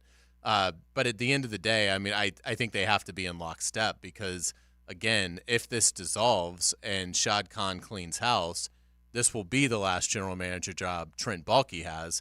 And even for Doug Peterson with a Super Bowl on his resume, I don't know that you get a third crack at being a head coach if you've been fired from 2 spots. So my guess is, they'll work together. Hopefully it'll be harmonious, and hopefully they'll get it turned around. Again, they won 9 games, averaging 3.6 yards a carry and allowing 4.2 yards a carry. If they can fix the trenches, there is something here. By the way, Craig Perks did win in 2002 playing for the first time ever in the Players. Okay. So you are correct. Do you know who he beat by 2 shots? Either of you? I don't remember. Stephen Ames. Yes! Ding, ding, ding for Hays Carlyon. Well, Ames went on to win it a few years later in route fashion. He won the Players by like 7 or 8. It's probably the most boring Players I've ever covered because Stephen Ames in 2006. he had the charisma of a wet towel and won the event by like 9 shots, I want to say. That was the only PGA Tour win ever for Craig Perks. That's the other interesting fact. My takeaway, we talked about it throughout the show as far as Trent Baalke's media availability today with reporters, and I would say the biggest takeaway for me, Josh Allen will be a Jaguar. How that plays out, franchise tag, long-term deal, I certainly hope it's the latter, and we will find out, I would say, in the coming weeks. Let's say hello to Rick Ballou. Now, the 2-minute drill, brought to you by Tire Outlet. Tire Outlet is now hiring. Visit TireOutlet.com/careers. Equal opportunity employer. Here's my prediction for Ballou today. Went to the presser. I saw he played golf with Derek Trucks. I'm guessing he was on his way to a 42. 3-putt 6, pissed him off, pulled that left drive into the bunker, and was never the same. That's my prediction. I was really distracted. It was a private course, and no one was around. Right. So I didn't know what to do. I had full autonomy to swear, throw clubs, do whatever it was, and I didn't know how to handle it. So But it was a fun day. Yeah, Derek and his brother, David. Yeah. And while I'm name dropping, yes, you had the Doobie Brothers today. Yes. Mark Quinones, all right? Mark Quinones, excuse me. One of the best percussionists in the world. He's been with the Doobie Brothers since 2018. I met him last summer with Derek. This guy has the greatest life ever. Okay. Well, first of all, he's playing with the Doobie Brothers, right. So whatever else you're going to add to this is gravy. But go ahead. Well, they had a big residency in Vegas. Okay. I think they were there for like 3 months, whatever. But they traveled the country, and typically these rock stars will play, maybe 3 nights, 4 nights a week. Right. On nights that he doesn't play, he's practically a scratch golfer. He plays every top notch. He came in here, he went immediately to Sawgrass. How about that? And Derek went out and joined him and, asked me to play, but obviously I had to go to work. But just imagine traveling with the Doobies, playing the percussion, making really good money, and then, I can get you tickets to the Doobie Brothers. Can I get on your golf course? How about Absolutely. That? How about that? That's what this man does. You're playing Listen to the Music in Blackwater by night, And you're playing Pablo and Pebble by day. Yeah, it's. I would say that's pretty. I would say it's pretty. You're right. Some people have great lives. That's we're all blessed here, but I mean that is pretty sensational. What was your take from the presser? Yeah, I thought it was better than I expected. I think I learned a lot. I'm going to be very thorough on it coming up here in just a couple of minutes, but he's got a way about him that is viable if you're Shad Khan. It seems to me like he is able to take any type of question and give you an answer. Maybe not an answer that you're looking for, but he's creative enough to where it's not on him. It's on someone else. And that's what I got out of this today. So, I'm really going to talk about that in great detail here coming up over the next couple of hours. But I thought it was good for him. It was some of these press conferences, you don't ever know what to expect. I thought this was better than I thought going in. All right, Rick Ballew's comments coming up as he goes into the night. That comes up right now. That'll do it for our program. Last show of the week is tomorrow. Same bat time, same bat channel. From here in studio. For Hays, Lauren, and RJ, I'm Frank Frangie. Don't go anywhere. Rick Ballew is next. This is 1010XL and 92.5